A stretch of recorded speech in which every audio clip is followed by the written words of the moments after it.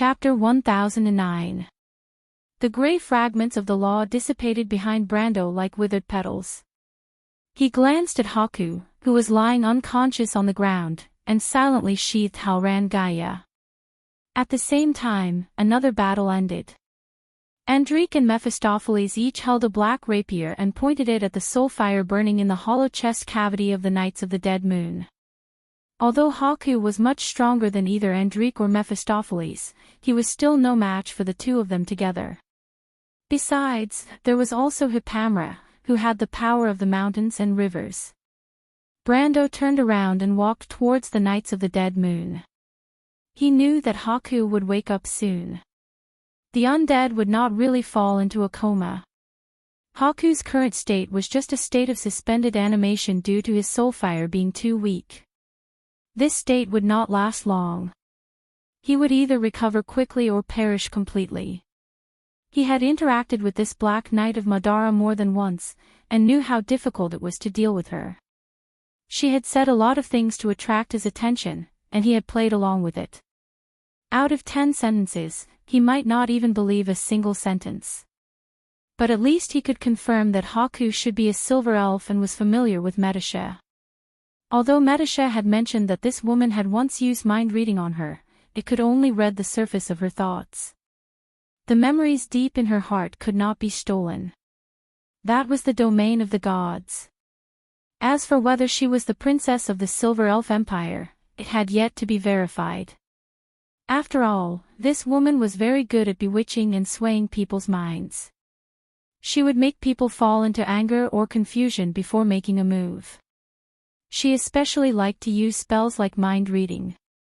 Her nickname other than the Black Knight, the Fair Judge, was also very clear about this. The Impartial Judge. Whether she was impartial or not was another matter. But she called herself a judge. She interrogated people about their inner sins, shook people's weak beliefs, and was good at exploiting people's weaknesses. He had to get useful information from the Knights of the Dead Moon as soon as possible. Otherwise, he would not be able to get any information from this woman, unless he was prepared to interrogate them separately. But he did not have the time nor the means to do so. Lorison's undead was still standing in the hall, motionless like a stone statue.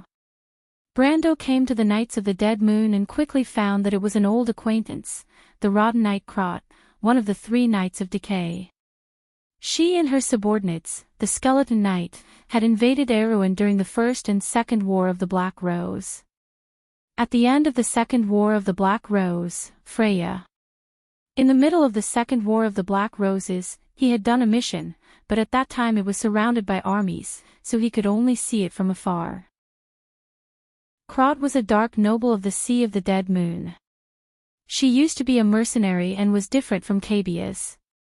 She was a more combative undead lord, but she was not loyal to the undead lord with the Mercury Staff. At best, she could only be regarded as a fence-sitter. He thought about it and was immediately relieved. Which undead lord of Madara was not familiar with him?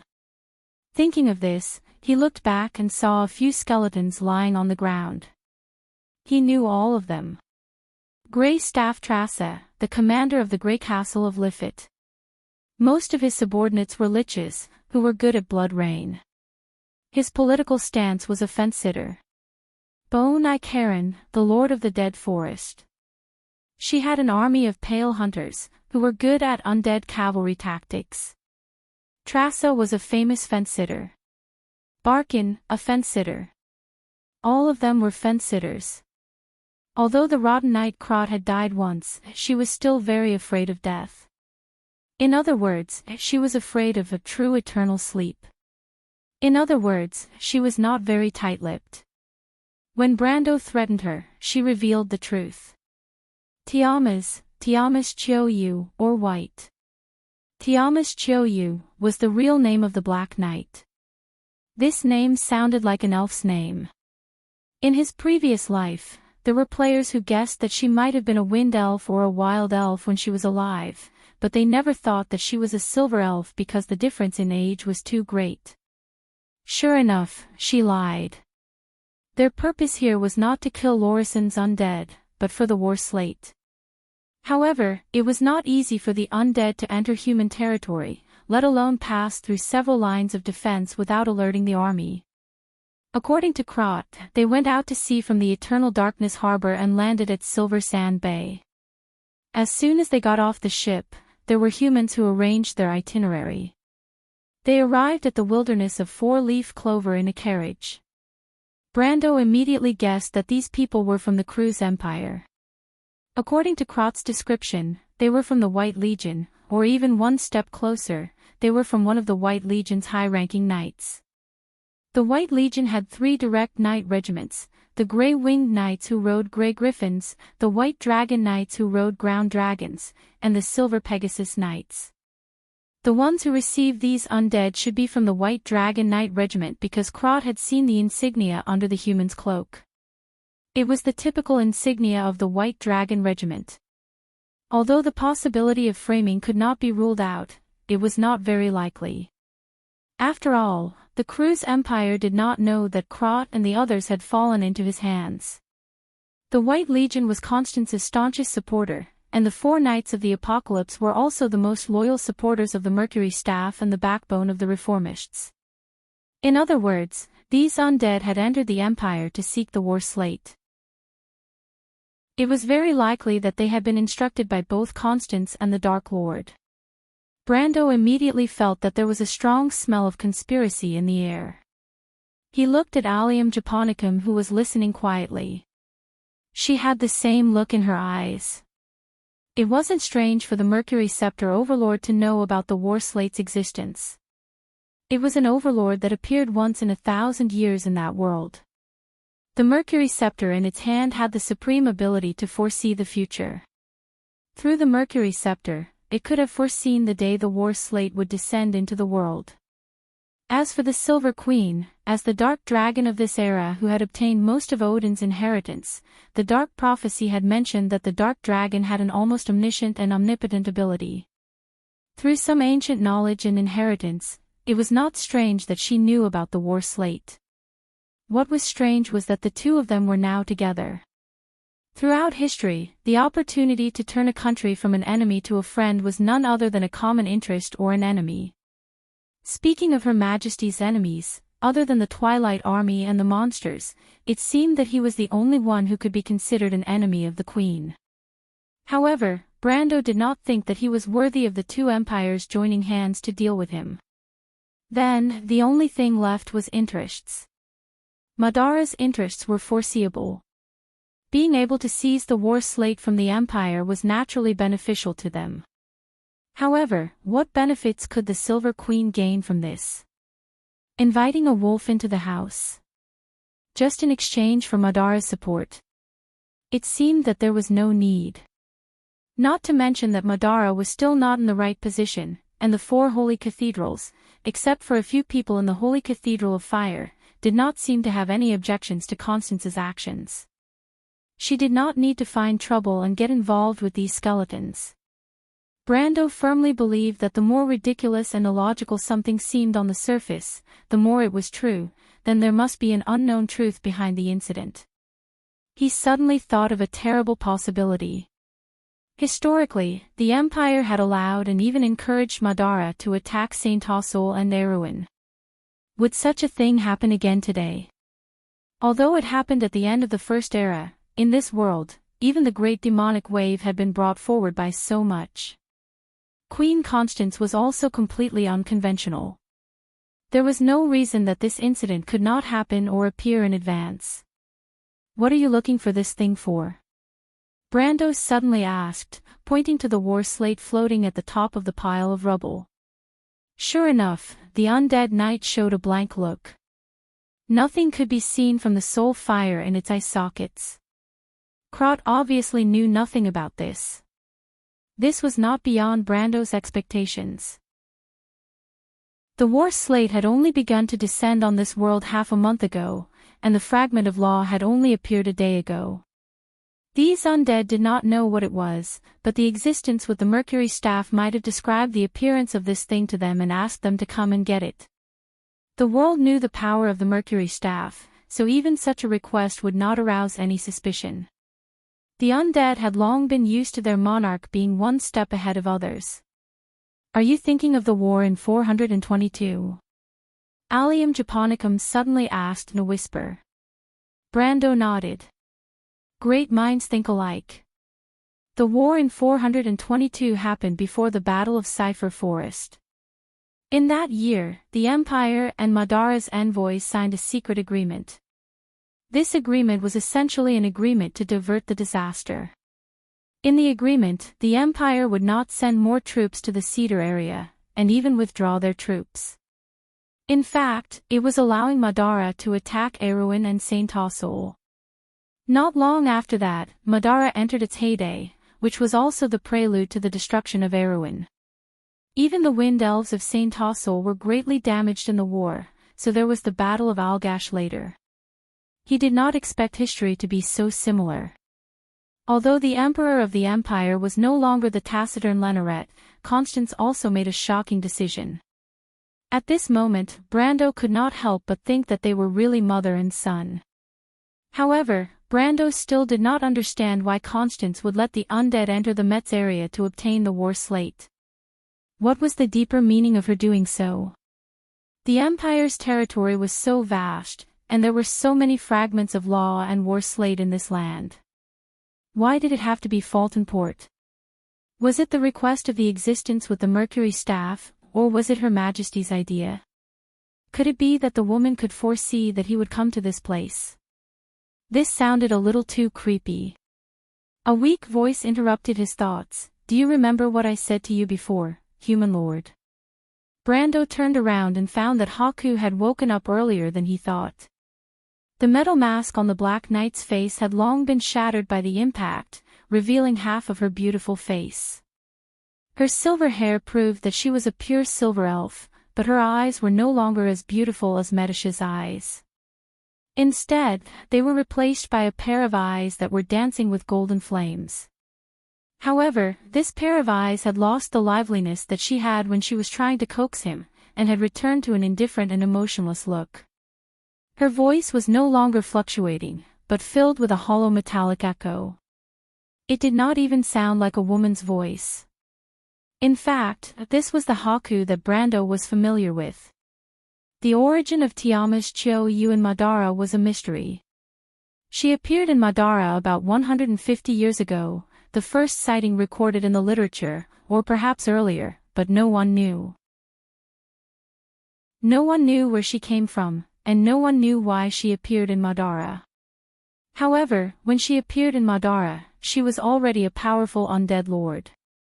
By the time the players were familiar with this undead lord, she had already obtained the evil dragon's blood of the bone dragon, Alhin, and was conferred as one of the 4 Knights of the Apocalypse by the Mercury staff. In history, Haku always appeared in a thick robe like this. Although the style and pattern of the robe could change, most of the time, there were decorations such as crosses and scales on it, unless she wanted to hide her identity. But no matter what, she would always wear her trademark, the half-crying, half-laughing metal mask.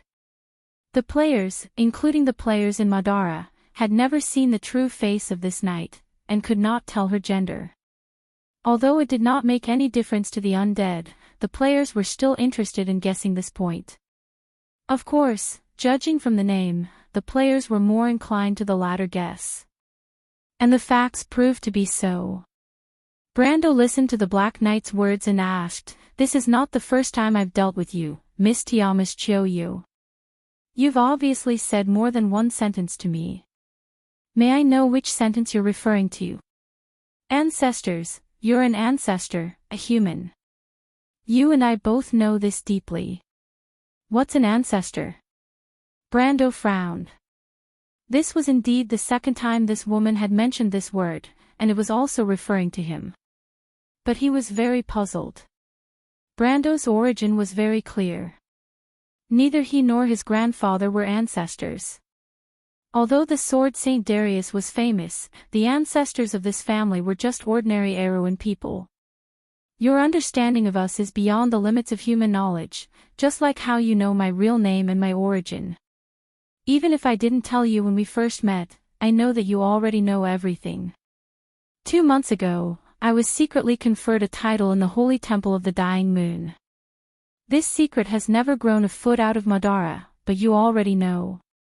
I believe that you even know why I was conferred a title, and that my power comes from Spider Mother the Rice. Spider Mother the Rice? Your power doesn't come from the Bone Dragon.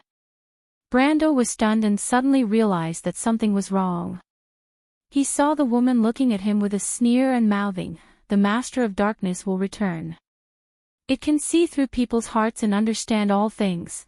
Put away your tricks of playing with people's hearts." Allium Japonicum coldly interrupted her. "I will kill you at any time if you dare to do this again." Brando patted his senior's hand and stopped her from continuing. He revealed an "I knew it" expression and asked in return, "So you said that Medisha told me before. This was also to deceive me?" This time, Haku did not answer. But Brando did not care and continued to ask in return, "You still think that I'm the Darkness Dragon?" But things have changed with the passage of time. Now, others may not necessarily think so. In the Empire, there's someone more worthy of this title than me, isn't there? Darkness will be born from the inhuman, and the honorable people will disappear from the flames. These were the original words of the Dark Prophecy. Allium Japonicum shook his head. Can a person whose age is forever fixed at 15 years old still be considered a human? Only a human can be an inhuman. The Silver Queen Constance is obviously more satisfied with this. She saw some secret on the final battlefield and inherited the power and will of the Darkness Dragon. With the blessing of these powers, she has long become an inhuman existence. No progress, Haku replied. The wisdom of mortals is always limited to this. I never said that you are the Darkness Dragon. That's just a misunderstanding by that little girl Medisha. Brando had lost interest in continuing to listen to her deliberately mystifying words. He asked, "What's your relationship with Medisha?" "I have nothing to do with that bastard." This time, Bai Leng replied coldly. Hearing this, Brando was slightly stunned. Then, he looked at the woman with a sullen expression. Hearing this, he confirmed the woman's identity. She was indeed Medisha's sister, just as Medisha described in the dream. He turned his head and no longer looked at the woman. He had obtained enough information. He looked at Krot. "Krot, as far as I know, you are not the most trusted subjects of the Darkness Dragon. Why would it send you to carry out this mission?" This was just a euphemism. In fact, it was not as simple as not being close to the Darkness Dragon. The so-called fence-sitters, to put it bluntly, were the dark nobles who were forced by the power of the Mercury Staff to submit to the Darkness Dragon. These old nobles were the least powerful group in this new empire. For an important mission like going to the Cruz Empire, it was absolutely impossible for them to be given to them. In fact, Krot was at a loss about this point. However, she looked at Haku with some fear and was unwilling to answer. Just from this simple glance, Brando and Allium Japonicum had already obtained what they wanted. If I'm not wrong, she took the initiative to ask the Darkness Dragon to allow you to join, right? Brando asked. Krot's soulfire was clearly filled with astonishment. Brando thought to himself that this was indeed the case. This woman's followers were all fence-sitters, and she herself was the most loyal knight of the Darkness Dragon with the Mercury Staff. It would be too much of a coincidence to say that there was nothing fishy about this. Generally speaking, birds of a feather flock together. If he were to carry out this mission, he would definitely choose a few like-minded and trustworthy helpers. Or rather, these people were personally appointed by the Darkness Dragon, and Haku had no right to say anything. However, this was obviously not possible. Why would the Darkness Dragon offend its most reliable subordinates for a few fence-sitters? This was obviously not logical. And after he asked, he found out that there was indeed something unusual about this. Why would Haku choose a few fence-sitters who had no loyalty to the Mercury Staff as his teammates? Others might think that she was trying to cultivate her own circle and buy people's hearts, but Brando was very familiar with this woman. In her life, Other than those unintelligent skeletons under her command, she was alone. She did not have any followers at all. Although the world had changed, Brando had never seen a historical figure whose temperament changed drastically because of the changes in the future. He believed that Haku was no exception. He wanted to ask more, but the Black Knight interrupted him angrily. Don't ask any more. What do you want to know, human lord? Let's make a deal. There's definitely something fishy going on. Brendel could not help but take a long look at Lorison's undead. This tall skeleton knight was still motionless, like a stone statue. Chapter 10:10. The cryptic clock tower was located at the top of Fatten City. The 12th generation of the Empire's architecture was filled with a religious and solemn style unique to that era. Looking out from the long and narrow window on one side of the clock tower, one could see the seaside scenery of Focus. The blue horizon was level with the sky, and long headlands and lighthouses were deep in the sea. Yuta chose this place as her temporary office because she could overlook the whole city and its surroundings. However, Medisha always felt that she preferred the narrow space to give her a sense of security. It was said that her room in Abes was such a small room that it looked like a fortress from the outside. There were many inconveniences in working in such a place, but Medisha had always been a resigned person, so she agreed. Eugenie, the daughter of Duke Viro, was a little dissatisfied, but she did not insist on objecting. At this moment, the sun had just risen, and a thin light shone into the room.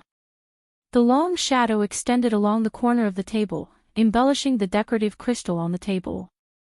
Medisha frowned slightly and reached out to move it to the side.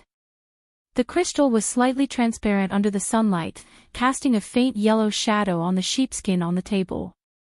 It was a letter filled with ciphertext. This ancient language was passed down from generation to generation by the Silver Elves. Now, it was taught by Medisha and was only used by the White Lion Guards. Eugenie Viro and Marjorie stood behind her, waiting for the fairy princess to read the letter. After a moment, Medisha sighed and put down the letter. The sunlight made a silhouette of her. On her side, the dragon rock wooden window frame was used as a picture frame for the view of the harbor. However, Fatten had already closed the harbor, and the harbor was as calm as a mirror. "What's wrong, Miss Medisha?" Eugenie asked after a while. She thought that Medisha would always speak according to the usual opening, but this time, the fairy princess fell into an unsettling silence.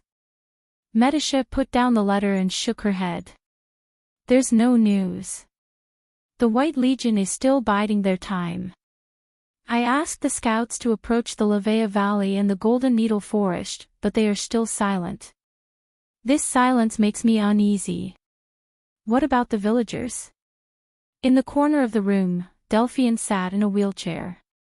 The place she was in was completely dark, leaving only a calm eye emitting a faint light in the darkness. The Silver Dragon Lady stood behind Delphine.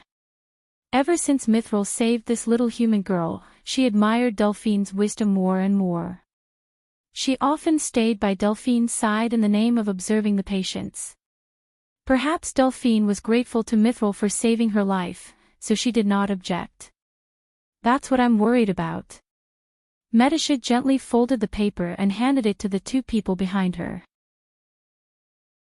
Then, Eugenie and Marjorie passed it to Mithril and finally to Delphine. The Prime Minister's daughter pinched the sheepskin between her thumb and forefinger without saying a word. The scar on her face seemed to have been carved with a knife, bright and dark, and the words on the sheepskin were written in golden lines. The villagers did not make any move. The White Legion, the villagers of the Latch of Wa. This is the military force that Constance can mobilize in the Metz area. Now, they are biding their time. What's so strange about this? The Duke's daughter's eyebrows were full of annoyance, just like her complaining tone. Is Her Majesty still planning to target Ludwig first? Marjorie asked tentatively. That's impossible, Delphine interrupted him firmly. Her gaze fell on the sheepskin again. She hesitated silently and said, maybe she's waiting for an opportunity. Waiting for what opportunity? Eugenie asked. That's possible. Medisha rubbed her forehead, thought for a while, and explained, I also think that Miss Delphine's guess is right. The eldest prince is at Fat Hawnport. As long as he is alive, he will become the remaining pillar of faith for the northern nobles in the Holy Cathedral. Once Fat Hawn is conquered, the North's dilemma will be solved. This is also the reason why Duke Vina has repeatedly sent letters asking us to go to Umos City in the Favor Forest. Constance can't see this. His Majesty is unwilling to move because he wants to set up a battlefield in Fat Hawn, but Fat Hawn is not a good battlefield. Although the east side is a long and narrow mountain path, the northwest side is flat and open. The hills are also good for hiding troops. It's easy to attack but hard to defend. Marjorie was quite opposed to this plan. This was not the first time that he had questioned it. Delphian was quite disdainful. His Majesty has already arranged the plan. What we need to do is to execute this plan to the best of its ability, not to discuss whether the plan is feasible or not. She sneered, my time is limited. I'm here to listen to Miss Medisha's constructive ideas. As for the others, please keep your mouth shut. Marjorie's face was quite unpleasant, but he did not want to argue with a woman. He looked at the ugly woman coldly and did not speak anymore. Delphian's words angered Eugenie, who was beside her. The eldest daughter of the Duke sneered, the word, His Majesty, is really catchy. Medisha saw that the Prime Minister's daughter had revealed her true nature. She was a little helpless. Okay, stop arguing. She gently interrupted Delphian's next words. She knew that if this woman continued to speak, the situation would get out of hand, just like the previous few times. Back to the topic. Do you have any other ideas? Delphian saw that Medisha had spoken, so she did not fight back. However, she did not speak easily either. The silver dragon lady behind her suddenly said, Are they waiting for the army at the Evergreen Corridor?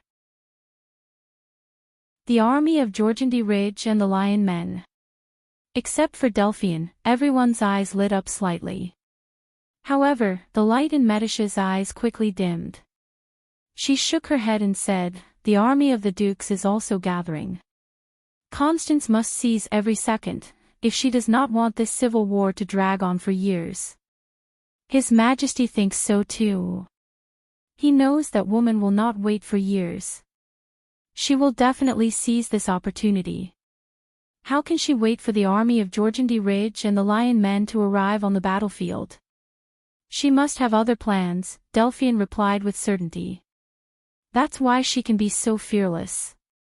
We have to find a way to make that woman show her tail. What good ideas do you have? Eugenie retorted. The eyes of the Prime Minister's daughter glowed, like a leopard showing its fangs and claws on the hunt. It's very simple. Constance's commander is not moving, which means that the best time for them has not yet come. We don't want to give them this opportunity, so that this opportunity will never come. We will take the initiative to attack Ovchin, the Olivia Valley and the Golden Needle Forest. You're crazy. The Duke's daughter was shocked. Marjorie was also shocked, but the professional sergeant quickly reacted and showed a thoughtful look. Medisha was slightly startled. She bent her head and gently tapped the tip of her smooth jade-like chin. This plan seems to be feasible, she said thoughtfully. As long as we modify the details a little, Eugenie saw that the three of them seemed to be serious. She was not proficient in military affairs, so she could not help but hesitate. Do we need to inform the Count? Of course, the fairy princess at this moment was the commander of the Imperial Guards. She immediately made a decision. We also need to inform Yuta. Without her warrant, you can't mobilize the White Lion Guards. She seemed to have just realized that one person was missing. She could not help but ask, by the way, where is Madame Yuta? She seems to have gone to patrol in person because she was worried that the information was wrong. Medisha smiled bitterly and shook her head. This lady, the Golden Needle Valley was like a gray sea. The tall shining silver trees were like soldiers in gray armor. The snow-white trunk stood upright, and the branches twisted and climbed up. After midsummer, autumn arrived in the forest. The ground was covered with a thick layer of gray leaves. Several knights rode their horses to the side of an ancient tree. They were fully equipped and armed. On their shoulder armor was a white lion with shining fur. The female knight in the lead lifted her mask. Her fiery red hair flowed down from under the metal mask, revealing a beautiful face that made people drool. Her emerald eyes swept across the tree trunk. She raised the spear in her hand and pointed at one of the branches. "What is this?" Where the tip of her spear pointed, the tree trunk was crisscrossed by sharp weapons. It was strange and winding, as if it was wriggling and coming back to life. It was unpleasant. "This is a secret mark left by the mountain people, my lady." One of the knights glanced at the tree and replied in a low muffled voice. "The survivors of the Latch of Wa have been using this set of secret marks for thousands of years. Only they know what it means." Yuta looked around. The forest was as silent as a ghost. The cold wind swept through the treetops, and then whispers sounded in the forest. She was not afraid. She raised the spear and drew a circle around herself. This used to be the mountain people's territory. Here, and the north of the Golden Needle Forest, including the Olivea Valley. The knight replied respectfully, "The mountain people have been hiding here for thousands of years. It is precisely because they are in the north that the White Legion dares to station their troops in Ahin, a place surrounded by valleys on 3 sides. But with this forest, Ahin is the most important strategic location in the south of Komixin." "Then where are they now?" The knight was speechless. "This." He hesitated. "Someone saw them go north. The local hunters said that as early as a week ago, the mountain people here began a mass migration. There is no one left in the forest now." Janet turned around, her emerald green eyes flashing with dissatisfaction at this answer. "Why did they go north?" she asked. "The mountains of the Latch of Wa are the homeland of the mountain people. Why did they leave after getting this land?" "Mare, you are also a mountain person. Would you leave your homeland?" "I know the mountain people very well because the blood of the mountain people flows in my veins. They will not leave their homeland easily." She frowned uneasily. "There must be a conspiracy behind this. But the question is, where did they go?" The knight muttered softly. "They went on a pilgrimage." The Latch appeared and wound again. The Latch was the Holy One of the mountain people. The legend of him was passed down from generation to generation.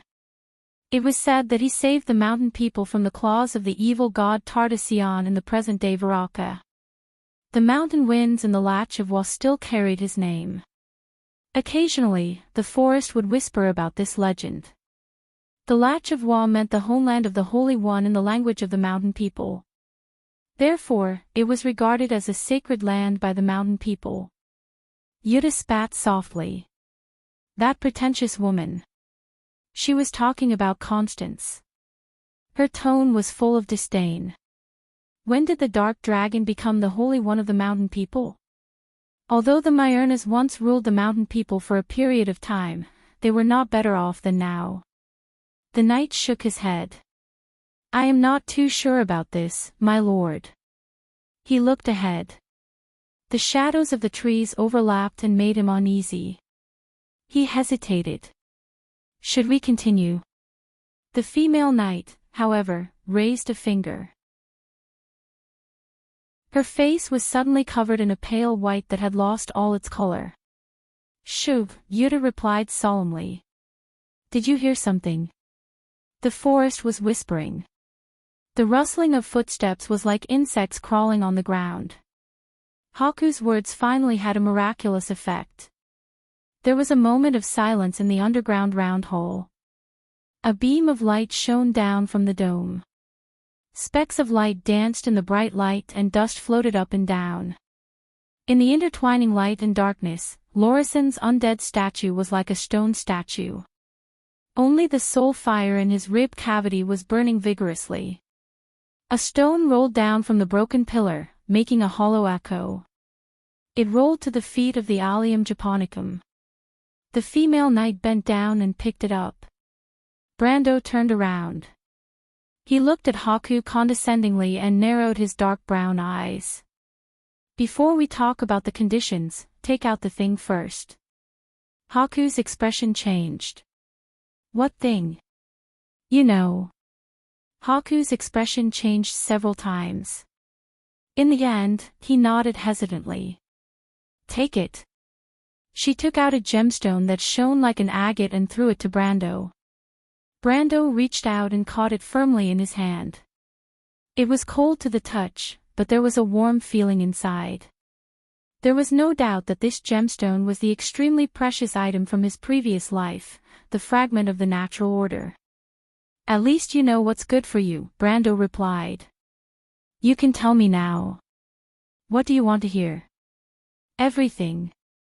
But the key is the deal between Her Majesty the Queen and that person.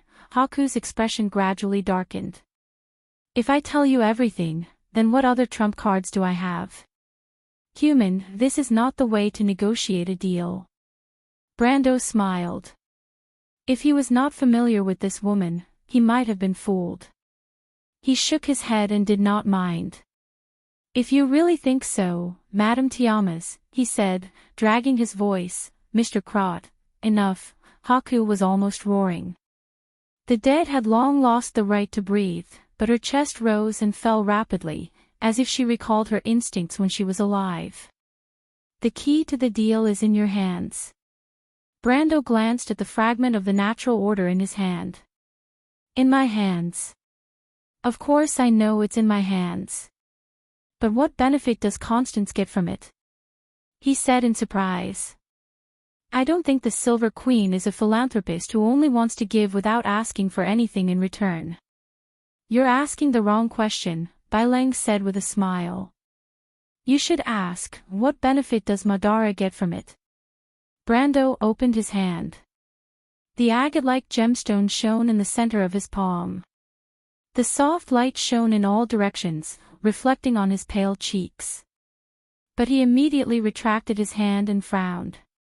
He realized that this question might not be so simple. What does this mean? He asked. Don't keep me in suspense. You should know that my patience is limited. There are a few places in the White Mountain where the sun never rises again. A new kind of order has been formed there, and the undead can be greatly strengthened in that land. The land of the dead moon. A voice in Brando's head buzzed. He suddenly thought of a possibility. P.S. I'm a little late because I'm thinking of the plot. Don't worry. Chapter 10-11. Brendel's eyebrows turned gloomy. How many troops did Madara send this time? He suddenly asked. 6, as you can see. Haku showed a very disdainful expression, but he had to answer. They are all here, human. 6. Baileng snorted, and her eyes fell on Crot. You will know whether I am lying or not when you ask. Brando looked at the woman suspiciously. He knew that she was not lying, and there was no need for her to lie about this kind of thing. He had already thought of the possibilities, but he was curious about why the woman pretended to be angry. She had been creating this illusion from the beginning, but the real Tiamas was not like this. The Black Knight would never be angry, and he rarely got angry. How could a person who despised emotional thinking let anger control his thinking? Haku must not know how familiar Brando and Allium Japonicum knew her. If she knew that Brando and Allium Japonicum were treating her like a clown, she might really be angry. Brando felt a strong sense of uneasiness in his heart. Some of the memories of the land of the dead moon were still vivid in his mind. The dark mountains of the Arghash region, the mountains were full of undead, and the land was full of corpses. Madara was not the only undead. In the mountains to the east of Mihodafen, there were countless souls of the dead. It was not only the Holy War decades ago, but also the previous wars and the Great War more than 1,000 years ago. Countless crews, Fanzin, elves, and warriors of other races were buried here. Some necromancers who had lived in seclusion since ancient times operated their own secret lairs in the depths of the mountains. Even these people would respond to the call of the Mercury Staff. If the Silver Queen gave up the area to the east of Metz, and let Madara turn it into the land of the Dead Moon, then the one with the Mercury Staff would be able to summon an army and wreak havoc in this area. But from Mihodafen to the wilderness of 4 realms, that was a full 1/3 of the empire. Unless that woman was really crazy, she wouldn't dare to do such a crazy thing. But perhaps Constance had really fallen into hysteria. All the speculation seemed to point to this possibility. Even if Brando didn't want to believe it, he had to plant a seed of doubt. He stared at Bai with a gloomy expression. Originally, he did not expect this woman to speak, but he did not expect Bai to smile coldly. They have reached an agreement. No one knows what it is about. She stared into Brando's eyes and said, but other than me, Kalafen, Yalvit, and Greta have all gone to Alkash. Even in Madara, only a few people know about this secret. The decaying night crowd wriggled on the ground uneasily, her jaw cracking.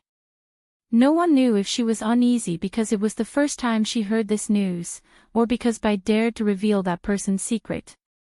Brando didn't care at all. He didn't have the mind to pay attention to other things. His mind was almost completely attracted by this sentence. Kalafen, Yalvit, and Greta had all gone to Alkash. Kalafen, the lord of the Duchy of Griffin, was the most powerful traditional dark noble in Madara. He was also one of the most powerful lords in Madara in this era. His strength was above Bai, who had obtained the blood of the evil dragon.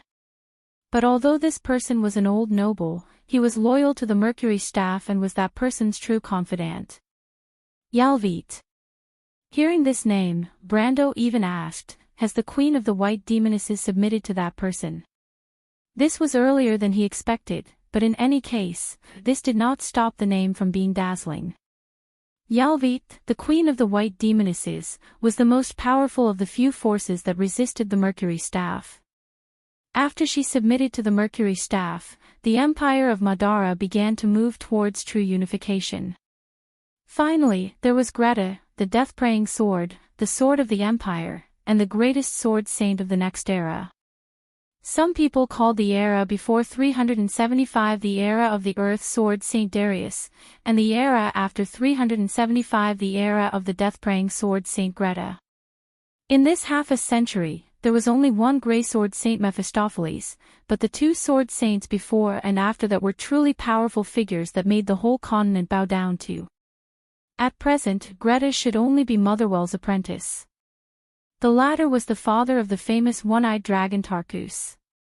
He was also a very famous dark sword saint. It was said that his strength was on par with Mephisto, but that was before Mephisto entered the ultimate realm. Brando estimated that this person's strength would not surpass Veronica's at most.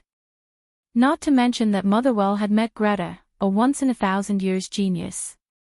Greta was born in the Boneyard Forest on the coast of the Sea of the Dying Moon. According to the player's investigation, he should have been a human living nearby. He was only 16 years old when he died. Later, he was awakened as a lesser blood descendant. Originally, there were thousands of undead in Madara who were awakened by necromancers or superior vampires every day. In theory, Greta should have become one of those thousands of low-level undead cannon fodder and died in an inconspicuous battle in the Sea of the Dying Moon. But history was such a coincidence. The person who awakened him was Motherwell. Not only was he a sword saint, but he was also the patriarch of the Manlian family. Greta quickly attracted Motherwell's attention with his unique soul fire and became the latter's apprentice. After that, he embarked on the path of a brilliant genius and became the most dazzling star in Madara's history. The sword of the Empire, Greta, died together with Akis in the final battle of the Evernight. He pierced the right eye of the alpha wolf with his sword. Some people said that if he did not die, Madara's expansion might not stop at the wilderness of 4 realms. Brando also agreed with this statement. Such a person's strength at this time might not be as strong as White, but he was that person's trusted aide. He, Colifen, and Yalvit. The fact that the 3 of them went to Algash was enough to explain a lot of things. Brando thought of many things at that moment, but he really could not understand why Constance would make such a choice. He could imagine what would happen next. It would definitely subvert everyone's understanding of this world. Hypothetically, a third of the Empire suddenly fell into Madara's hands. A vacuum would suddenly appear between Cruz, Saint Ossul, and Fanzan. This land of the dead moon would completely change the structure of the continent. It was equivalent to the crazy queen bringing the dead moon empire into the course of history in advance. This was definitely a method that was much crazier than the empire in history. Brando, Allium Japonicum suddenly reminded him, although Constance is crazy, she is definitely not crazy. She must have a deeper reason for doing this. Brendel's eyes lit up. This was a negotiation between the 2 empires, not a game between children. Such a large-scale handover was definitely not something that could be completed in a short period of time. But what exactly made the existence with the Mercury Staff and the Silver Queen trust each other so much? For a plan of this scale, Madara and Cruz must have a considerable degree of mutual trust to complete it. But how did these 2 gain each other's trust? The Dark Dragon. White seemed to have seen through his doubts and answered with a devilish voice. That's impossible. Brando growled. Although the world knew that the undead of Madara were once loyal to the Dark Dragon, thousands of years later, they had already become independent. Could it be that Constance, with the title of the Dark Dragon, could convince the existence with the Mercury Staff to bow down to her? This was a little too unimaginable. How could the existence of the Dark Kingdom, a king that appeared once in 1,000 years, be willing to bow down to someone with his ambition? Not to mention that he was now fully fledged. After Yalvit submitted to him, the empire was on the fast track. The next 100 years would be Madara's era. Would that person bow down to Constance just based on a rumor? This was simply a joke. Not to mention that Constance only had a part of the Dark Dragon's inheritance in her hands. Even if she really obtained the entire inheritance, she was still not Odin. Brando even thought that the woman in front of him was insulting his intelligence and making fun of him, but White looked very serious. She looked at the human in front of her with contempt, as if she already knew that the other party would have such an expression. She replied coldly, "But that's the truth. I even know that Constance and that person met in private before, on the final battlefield." Few people know the details of that meeting, but at least I'm sure that they reached an agreement. I even know that after this plan is completed, Madara will definitely be merged into the Cruz Empire. Of course, at that time, Cruz will no longer be called Cruz. The new country will be called Mardos. The new country will be called Mardos, a voice echoed on the ground. The Azure Knight held the holy lance in his hand and made a promise to the people on the ground. For the next 10,000 years, this country thrived on the ruins of the past. It was the Myrna Empire, the country that had been destroyed for 1,000 years. Brando felt that the world had gone crazy, or rather, he had gone crazy. He felt someone gently supporting his back. It was the gentleness of his senior. He turned around and saw Allium Japonicum standing firmly by his side. He immediately understood the other party's thoughts and was slightly touched. Ever since he heard White's words, although he still couldn't tell if it was true or false, there was still a dark cloud shrouding his heart. The future of this world was completely out of his control.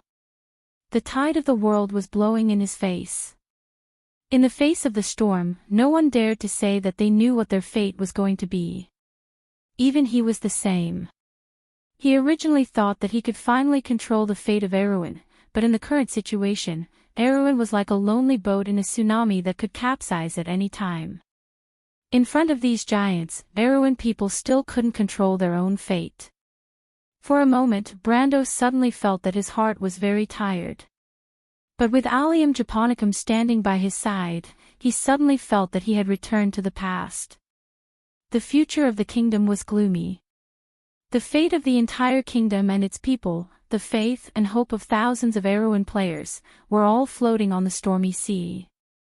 Although everyone knew that they could fail, or even that they had failed, they still stayed. At least I did it before, and I won't regret it. They had failed before, and it left a deep impression on him that was enough to affect his life. But this time, they might not fail. Besides, with the same person standing by his side, how could he not have the courage to fight again? No matter what it was, as long as it stood in his way, he would make it pay the price. Mardos had been destroyed by the hands of the four wise ones 1,000 years ago. 1,000 years later, the result would not change. I understand, Senpai, Brando replied softly. Allium Japonicum showed a gratified look and nodded.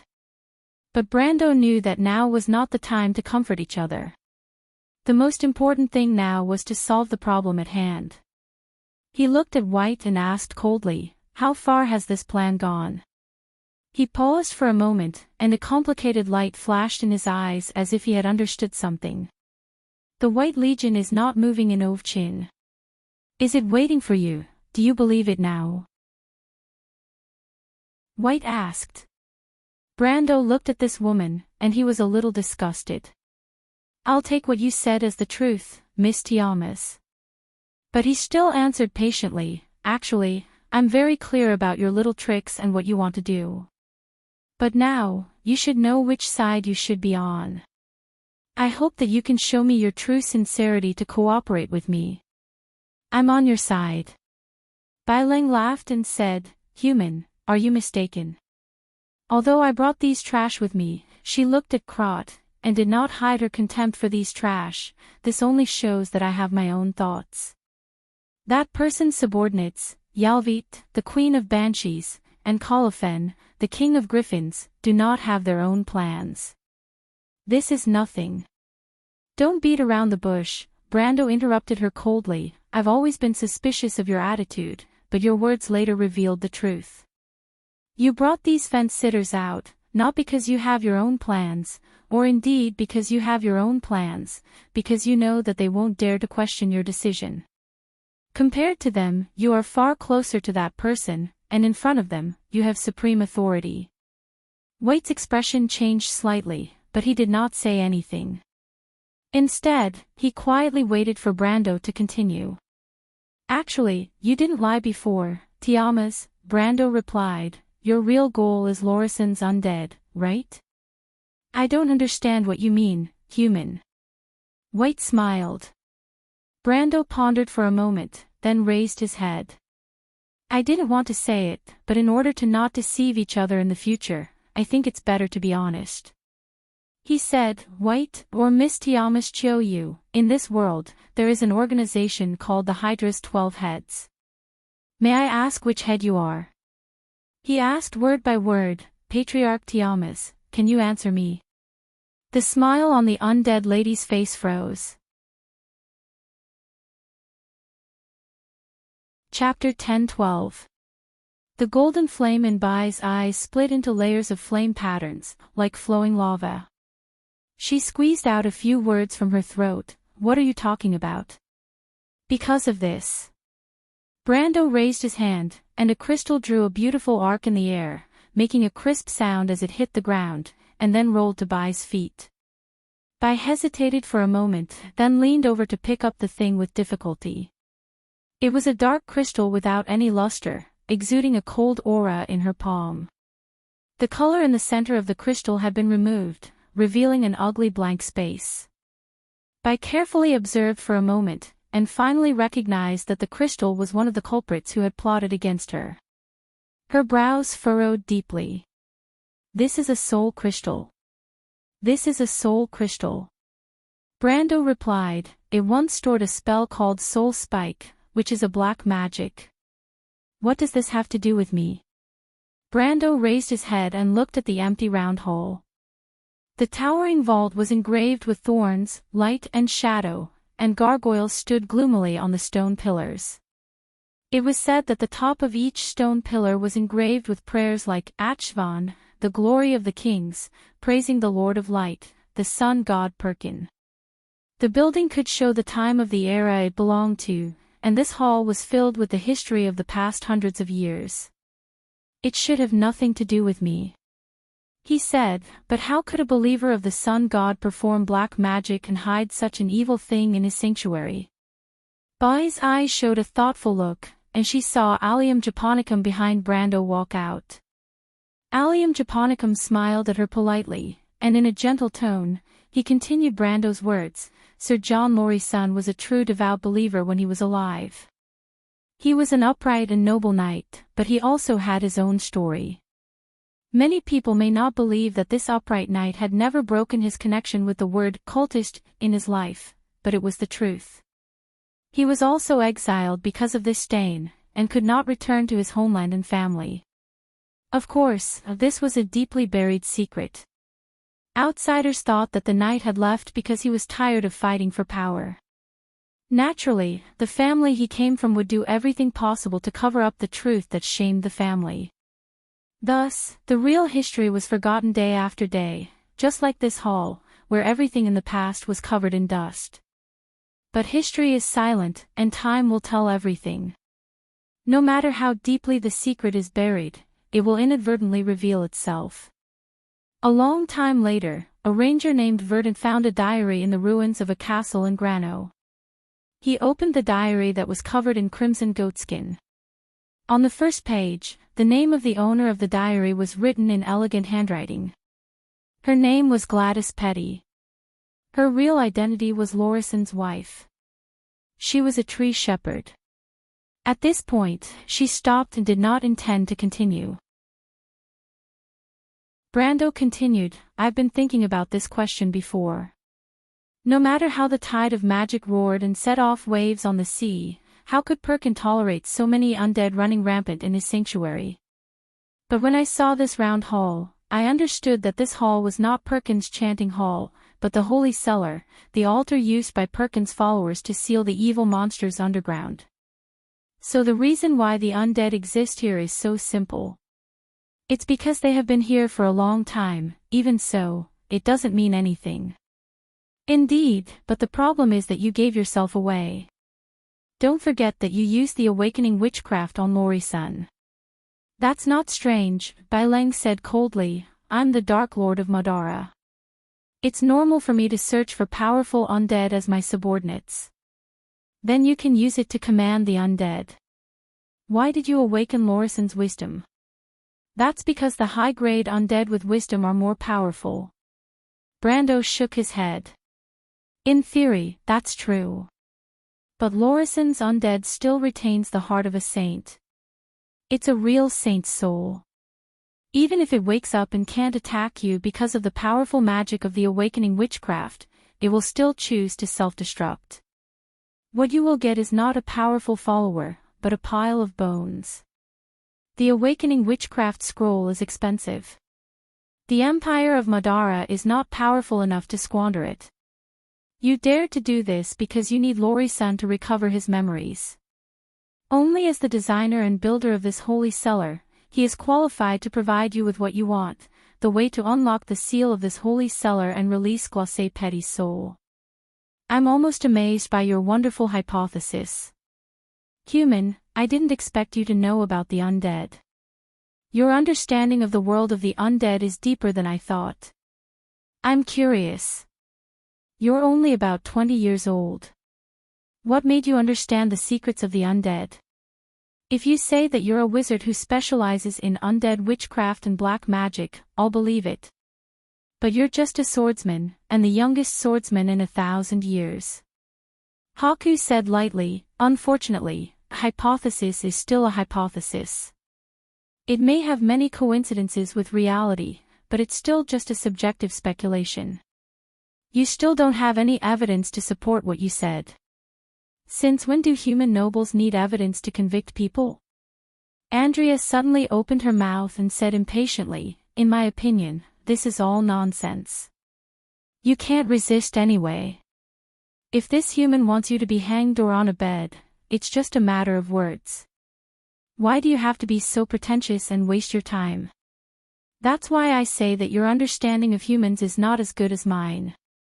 Brando was almost choked to death by this sentence. He really didn't know if this sentence was praising him or taking the opportunity to speak ill of him. But the vampire princess looked serious. It seemed like she agreed with his words. Haku smiled and sneered, others may do this, but I know that your lord won't. Brando knew that Haku was deliberately provoking him, but he didn't care. He shook his head, I have reservations about your opinion. Under certain circumstances, I don't care about the means. Otherwise, I won't listen to a cultist like you. But right now, I won't lower myself to the same level as you. If I say that you're a tree herder, I will naturally have accurate evidence. Speaking of which, this evidence was actually given to me by you. Haku's face was a little ugly. Anyone who was described in such a vulgar way would feel angry, let alone a proud person like her. But she wasn't angry, at most she was a little dissatisfied. Brando continued, Miss Tiamas, do you still remember what you said to me before? This question sounds very familiar, Haku replied, and my answer is similar. I have said many things to you before, I wonder which one your excellency is asking. That sentence itself isn't important, but when I took out the god-slaying magic breaking all, you mentioned Amon. Haku's face changed. So what? Speaking of which, you killed a high-ranking priest of the Holy Cathedral, and you still dare to appear in the Empire openly. You're really bold. Why beat around the bush, Miss Tiamas? Since I mentioned this name, you should know that I already know Amon's other identity. He is a high-ranking member of All for One. I dare say that in this world, there are no more than 10 people who know of this person's dual identity, including me. But you were able to call out his name immediately, which means that you already knew that he died in the loop of trade winds and what he was doing there. The Black Knight of Madara's face was as cold as water. That idiot! She cursed under her breath, and at the same time admitted to everything Brando had hypothesized. Her pride didn't allow her to continue denying because she knew that it was meaningless. Some things could be said to be coincidences, but coincidences couldn't explain everything. Haku looked at Brando with his golden eyes and asked curiously, I have another question that I'm curious about. Amon is a member of All for One. Why do you insist that I'm a tree herder and one of the 12 patriarchs? Brando hesitated for a moment, but still answered, actually, the reason is relatively simple. It's because All for One doesn't accept the undead. All for One members have always looked down on the undead and the necromancy. They think that it's just a path that's corrupted by dark magic. What they pursue is the truth of chaos, the true eternity. It's not something that the skeletons of Madara can compare to. At that time, Amon's state made me suspicious. Although it could only mean that he was secretly practicing the forbidden necromancy and turning himself into an undead before he died, it was enough to attract my attention. After that, I always thought that Amon went to the loop of trade winds for the inheritance of the Dark Dragon. It wasn't until you called out his name that I realized something. His goal is the same as Indesha's. He's going for the blood of God and the Dark Dragon. That's the blood of a true descendant of the gods. It's completely different from the trash blood of God you've cultivated. Brando didn't say anything, and that was that he had experienced it firsthand. He was definitely more qualified than anyone else to speak about it. As for why Haku was a patriarch, that was another story. A person could hide a secret for a while, but it was difficult to hide it forever. In fact, many players in The Amber Sword suspected that Haku was one of the tree herders, death god Choka of the 12 patriarchs. He was the patriarch who controlled the power of life and death. Although Haku was Madara's Black Knight and displayed her exquisite skills in the field of the undead most of the time, including her ability to manipulate people's minds, everyone knew that she had many trump cards that she had never revealed. As a lone knight, her strength was the weakest among the 4 knights of the Apocalypse, and yet she was able to retain her position. That was why Brando said that Haku was the patriarch. His guess seemed to have been confirmed. He could imagine that this title must have been inherited from the evil dragon's blood. From the name of this inheritance, it could be deduced that it was also a type of blood of God. Bai was completely silent. It was probably because she was at a loss when her trump card was completely exposed. She was silent for a while before slowly asking, "Since you already know my identity and I've chosen to work with you, can you set me free again?" "Of course not." Brando replied frankly, "But you told me so much before because you wanted me to create some trouble for Constance and that person. Because you don't want to see civilization and order reunited under the name of an empire. Only chaos meets your demands. You are paving the way for the Twilight Dragon, and All for One is doing the same. In that case, why don't you be more straightforward? You want me to be a stumbling block for the revival of the Mardos Empire. Why don't you expect me to do more?" Haku looked at him with a complicated expression. "Do you think you can compete with those 2 people? One of them is the incarnation of the Dark Dragon resurrected on this earth, the ruler in the prophecy.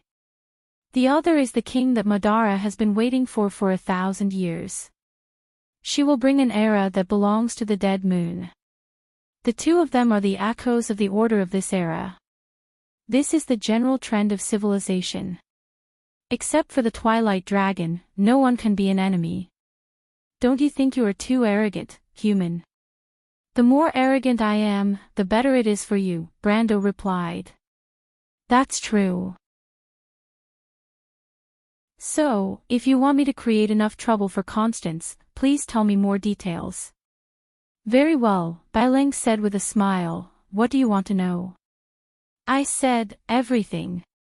"Well, you can breathe a sigh of relief for the time being, human."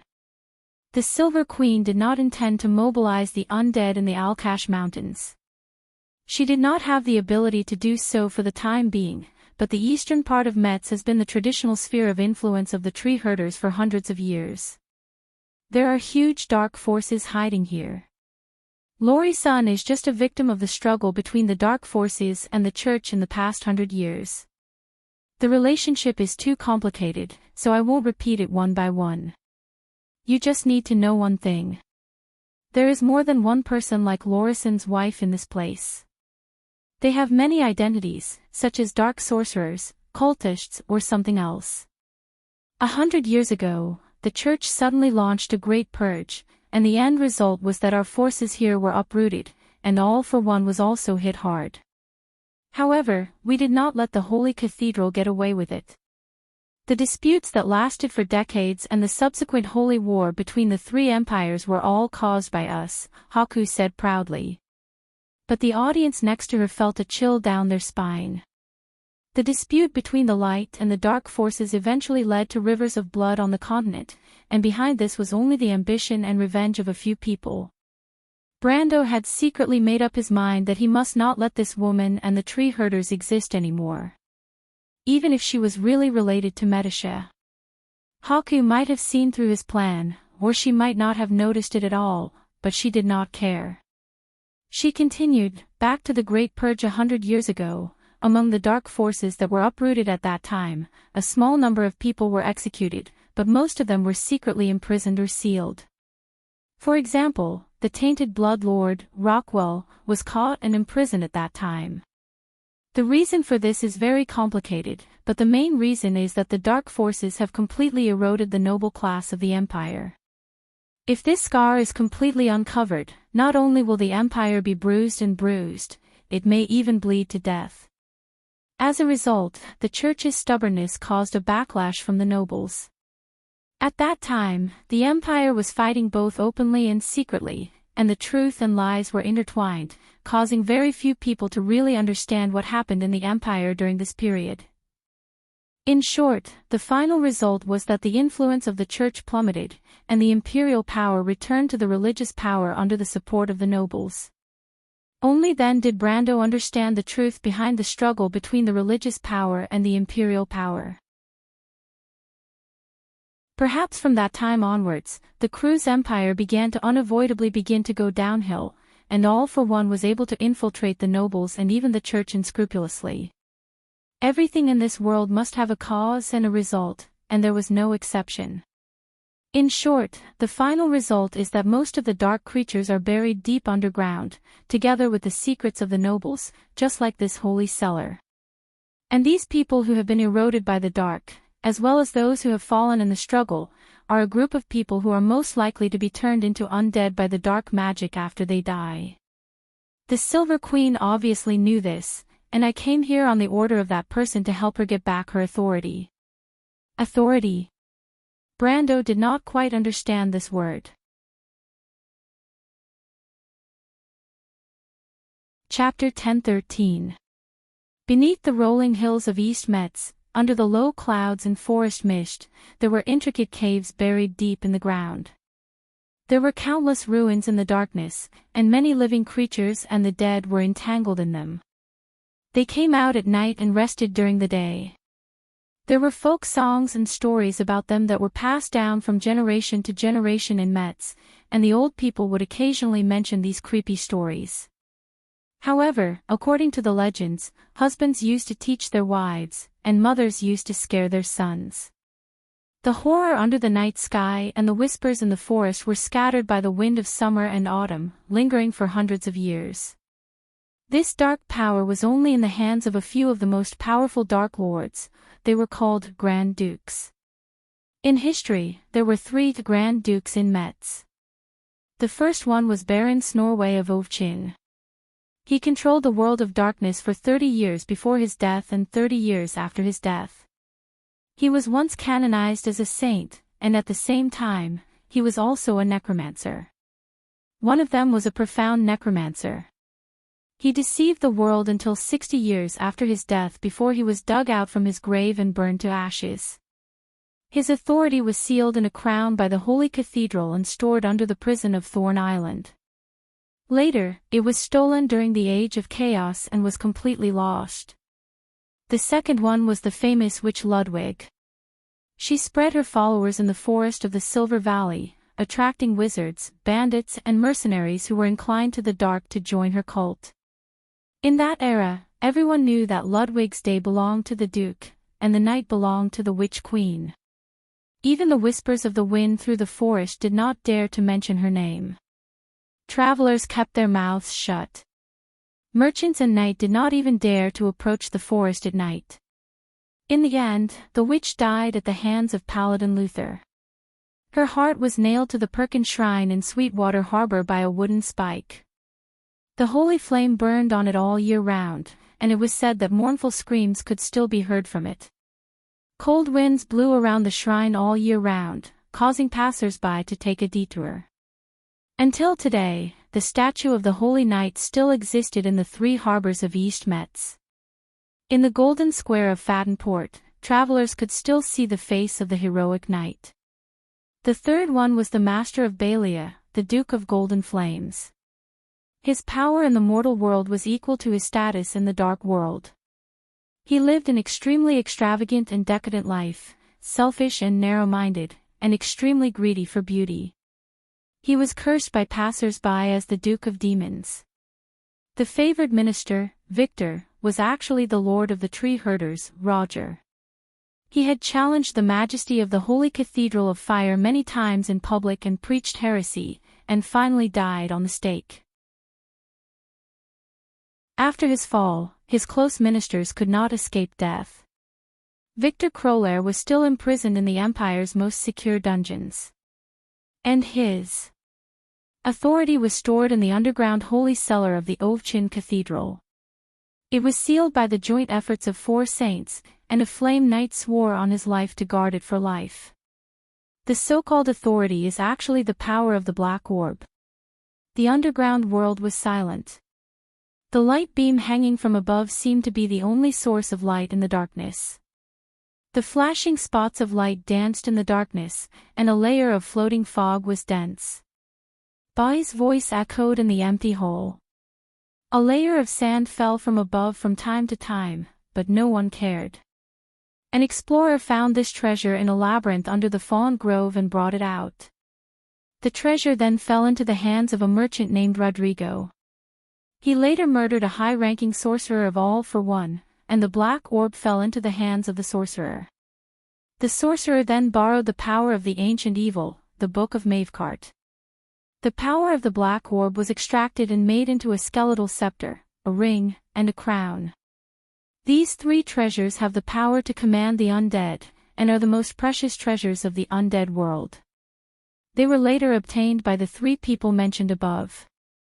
Among them, the skeletal crown has long been lost, and the amethyst ring was destroyed by the holy knight, Luther.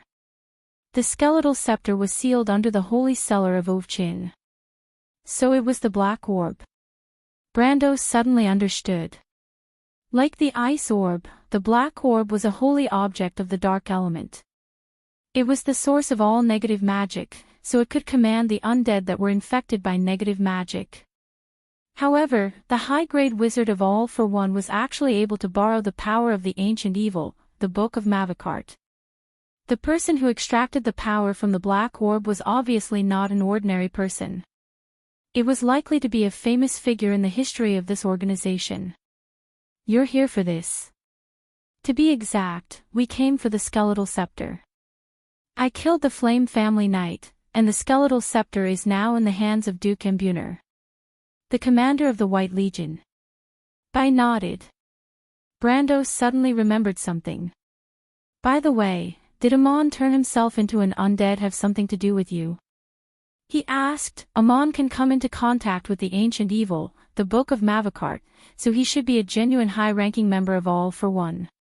However, the high-ranking members of All for One would never accept an undead. He should have been an undead after that. At this point, he couldn't help but take a deep look at Bai. Your tree herders can actually infiltrate All for One. All for One's method of infiltration was one of the best in the Amber Sword. An organization with such a strong infiltration ability would naturally have a strong anti-infiltration ability, and it might even be stronger, so it was hard for him not to be surprised. Infiltration? Not really, Bai replied very self-consciously. Bewitching Amon was just my personal action. That person wanted to pursue immortality, and I saw his ambition, so I was able to persuade him to join us. A cold smile appeared on her pale face. Immortality, only a lunatic can be immortal. A rational person would never chase after such an illusory thing. The Black Rose of Roman Tuo was known to be immortal and eternal. To be able to hear such words from the mouth of a dark noble of Madara, Brando felt that it was somewhat interesting. I see, no wonder Andesha could recognize him. However, they didn't seem to be very close at the beginning. Amon didn't join tree herders? He has no interest in tree herders. That person is the kind of person who is truly selfish. Everything he does is for his own benefit, and he only lives for himself. He can't understand our pursuit at all, and we won't accept such a person. Bai said lightly. What about you? You bewitched him for the ancient evil, the Book of Mavecart, right? Yes, I used the secret of immortality to exchange with him, hoping to get the fake Book of Mavecart from him. Haku raised his eyelids and looked at him with his golden eyes. As far as I know, the high-grade magus from All for One used a fake copy of Mavecart's book as a medium to extract the power of the Black Orb. You seem to be very obsessed with the power of the Black Pearl, Brando asked doubtfully. Wait, you said that the high-grade magus from All for One used the fake Book of Mavecart as a medium to extract the power of the Black Pearl, and you want to get the fake Book of Mavecart from Amon. Could it be that you have already found the Black Pearl? You found it. The golden flames in Bai's eyes flickered slightly, but she did not answer the question. It seems like you guessed correctly, Brando. Not only did she find the Black Pearl, it is very likely to be in this place, in this hole. Allium Japonicum said with a faint smile. Bai suddenly turned her head and glared at the female knight, but she knew that it was useless. She could not help but sigh softly. Yes, I believe that I have found the Black Pearl. Brando and Allium Japonicum looked at each other and saw the shock in each other's eyes. The Black Pearl disappeared without a trace after the high-grade magus from All for One. Even the 3 treasures that were created by extracting the power of the Black Pearl had been passed around for hundreds of years and landed in the hands of 3 different people. The bone crown was nowhere to be found, and even the amethyst ring was completely destroyed. He did not expect this woman to be so ambitious. She did not even care for the 3 treasures and directly turned her attention to the Black Pearl. And from what she said, she had been planning for this for a long time. From what Brando knew, she had at least transmigrated earlier than him. This woman's schemes were too deep and calm. If they were not so familiar with her, she might not have suffered such a great loss. If I'm not wrong, the black orb should have been obtained by Lorison's wife, Haku continued. But at that time, the power of the black orb somehow left the orb and was injected into her body, just like the blood of God. This can only be the work of tree herders. Your guess is that Glacé is a tree herder are similar to mine. I believe that one of the higher-ups of the tree shepherds extracted the energy from the black pearl and made it into pure God's blood. Lorison's wife is most likely a lower-middle believer of the tree shepherds. She's an oracle and an experimental subject. The blood of the dark god. Brando suddenly said.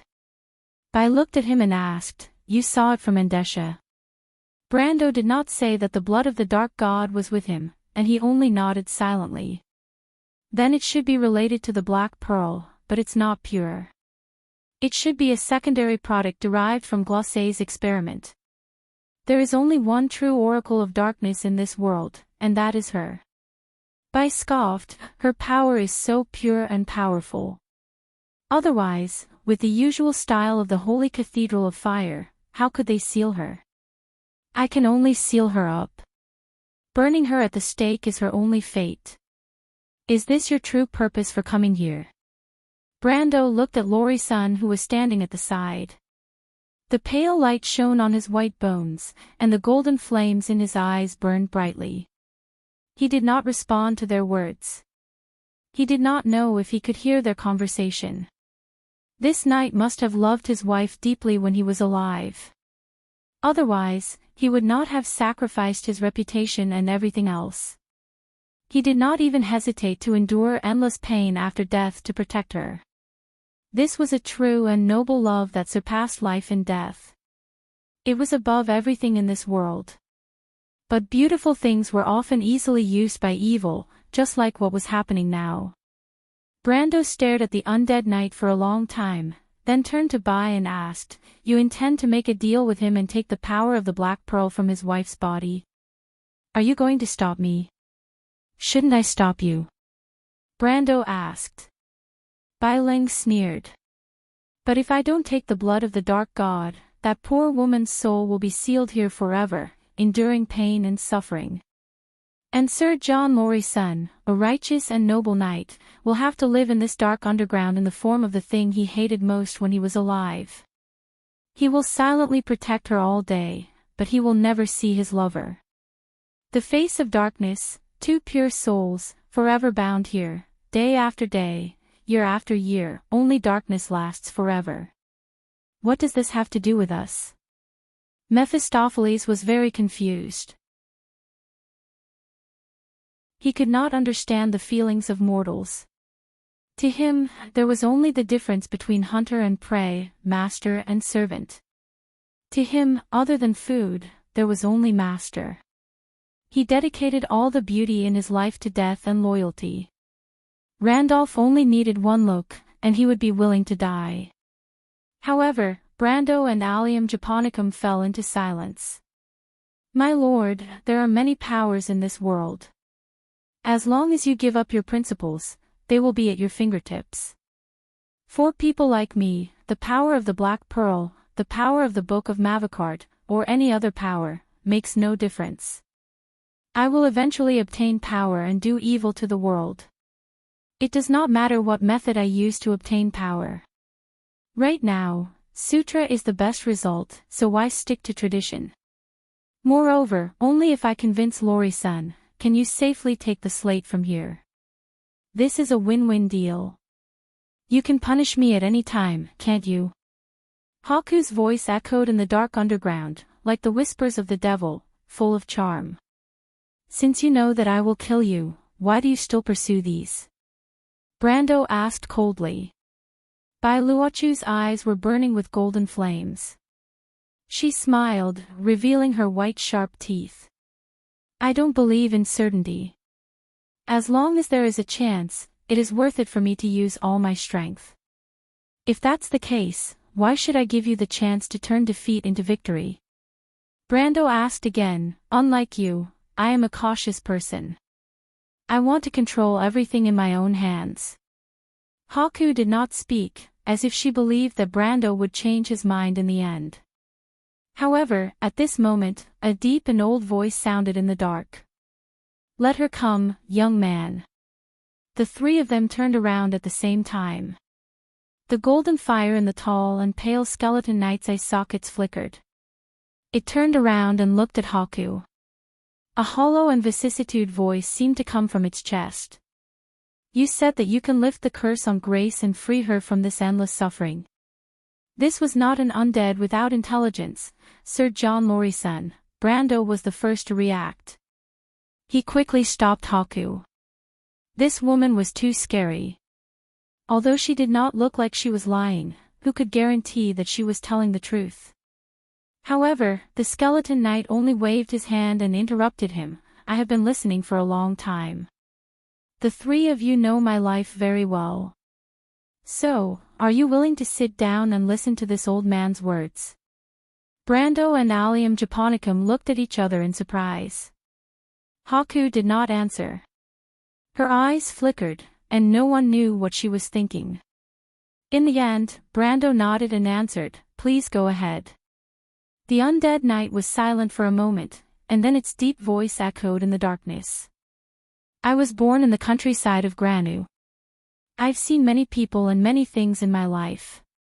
I still remember some of those memories, but I can't remember some of them. But to me now, all that's left is endless pain and suffering.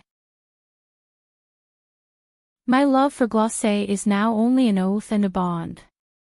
The feelings that belong to human beings are long gone.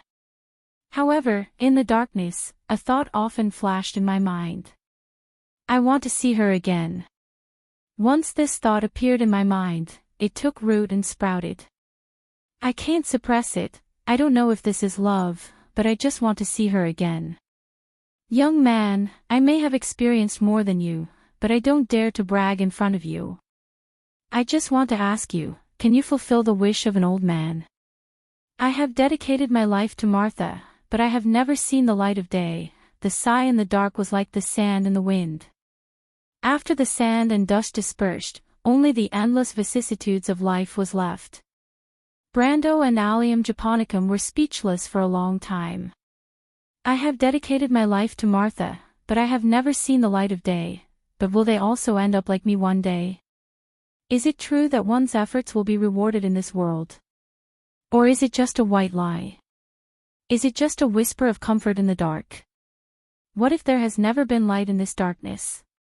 Then let me light this fire. Brando silently raised this irresistible thought in his mind. Bai was hiding in the shadows of the two people. She still didn't say a word, but Brando knew that she had succeeded. He sighed. There are some things in this world that you know are wrong, but you have to do it. Because the power called human nature shines in the darkness together with the light of reason. Maybe what we need is not coldly right, senpai. He whispered to Allium Japonicum. Allium Japonicum was silent. At that moment, she suddenly thought of the empire called Mardos. P.S. I recommend a new book, Return from the End of the World. From the end of the world until now, is it lucky or unlucky? 30 years later, the end of mankind will inevitably come. Is it to escape or to fight? The demons quietly infiltrate, and mankind stands on the edge of extinction without knowing it. The future warriors return, stirring up their souls, swearing to seize fate by the throat and save mankind from the abyss of destruction. In the depths of the soul, reality and fantasy intertwine, and the history changes. The young man stays true to his heart, sorting out a transparent path that leads to the future. Roden says, starting from me, the future is bound to be different. City plus end of the world plus infinity, it should be a little different from the other books. Previous book update record, this book started writing on August 21, 2013. The last update was on August 13, 2014. Period hiatus, 0 days. Hiatus rate, 0%. Average daily updates, 95 chapters. Trustworthy. Chapter 10-14. It was the turn of summer and autumn.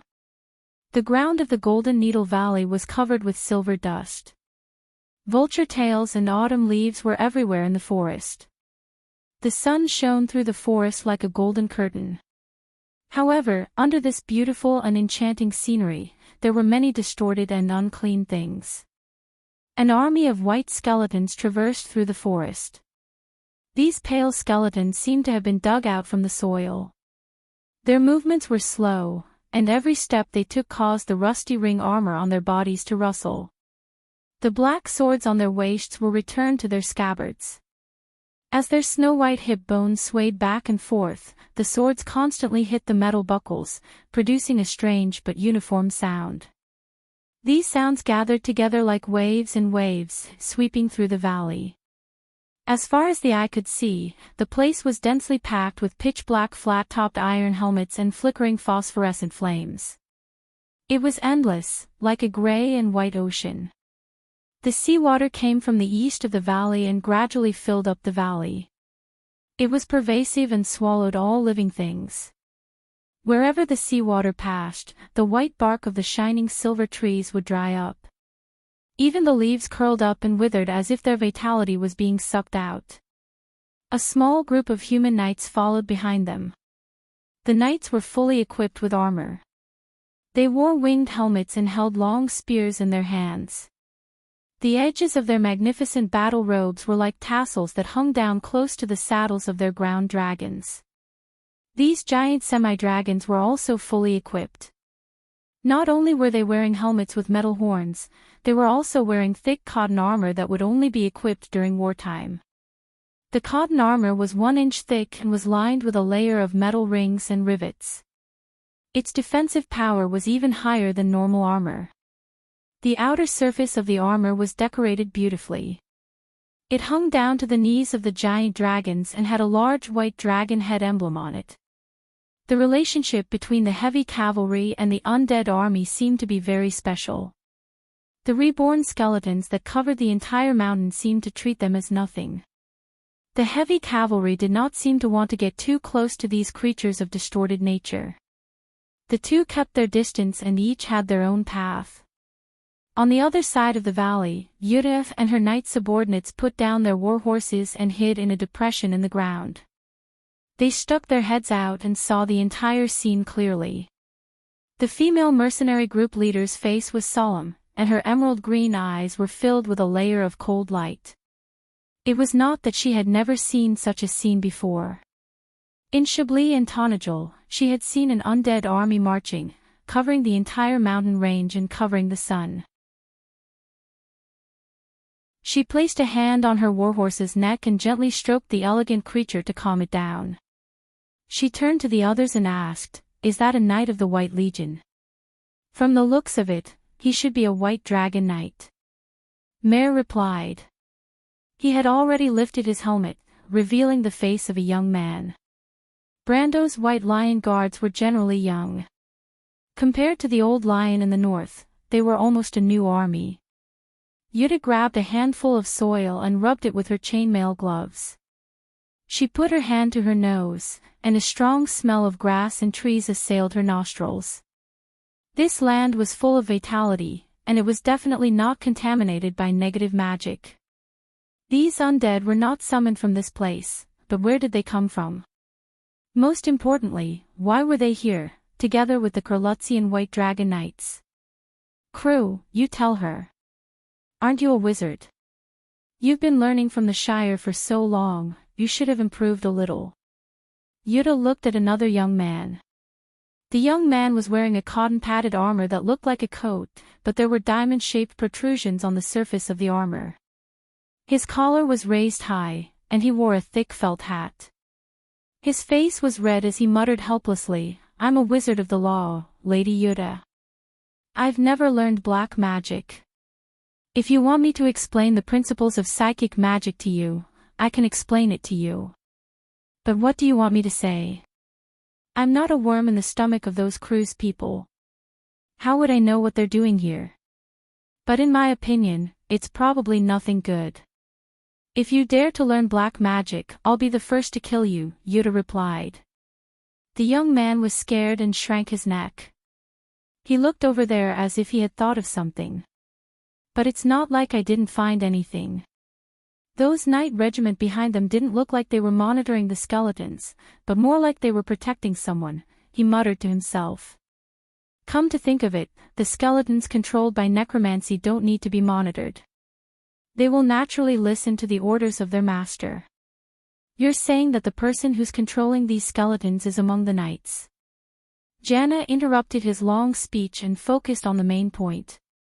Not necessarily. My lady, you know that in Madara's establishment, the necromancers are usually relied on to control the low-level undead without intelligence. A mid-level necromancer can only command a dozen skeleton warriors. So, the undead army in Madara is not as endless as the rumors say. In fact, it is limited by the number of mid-level and high-level necromancers in the army. But their combat power is indeed very strong. First, the undead army is not affected by morale. Second, the necromancers can command the skeletons and zombies like they are their own arms. Their role is similar to the knight regiment in our human army, but they are better than us. Get to the point, Yuta interrupted him again. What I mean is, there are at least a few thousand undead army here. If they were in Madara, they would need at least a necromancer regiment to control them. The knight regiment doesn't seem to be able to protect so many people.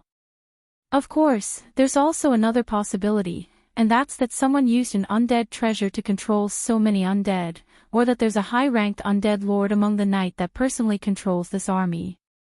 The female knight waved her hand. Why would a high-level undead lord need the protection of knights? Don't think that I've never seen an undead lord before. There must be an undead treasure inside. Where did these cruise people find such a thing? Is Her Majesty the Queen working with the undead? The few young knights were cautious and did not say anything. Under the influence of Brando and the others, Yuta was used to not taking the cruise emperor seriously. She always called him by his name, but they did not dare to do so. The Wound Empire had lasted for thousands of years, and the majesty of the royal family had long been deeply ingrained in the people's hearts. Not to mention the royal family, even a noble lord was superior in their eyes. How could the emperor of the cruise people allow people like them to criticize him? Therefore, they could only turn a blind eye and turn a deaf ear to the female mercenary commander's nonsense. Yuta did not care. Her gaze passed through a few swaying dandelions and stared in the direction of the valley. Her eyes flashed a few times. They don't look like they're going to Faust. This direction is going to the north. It's the same as the mountain people, Mare added. Crew, she suddenly asked, let me ask you something. If we kill our way in and take the undead treasure, do you think we can control this army? The hollow suddenly became quiet.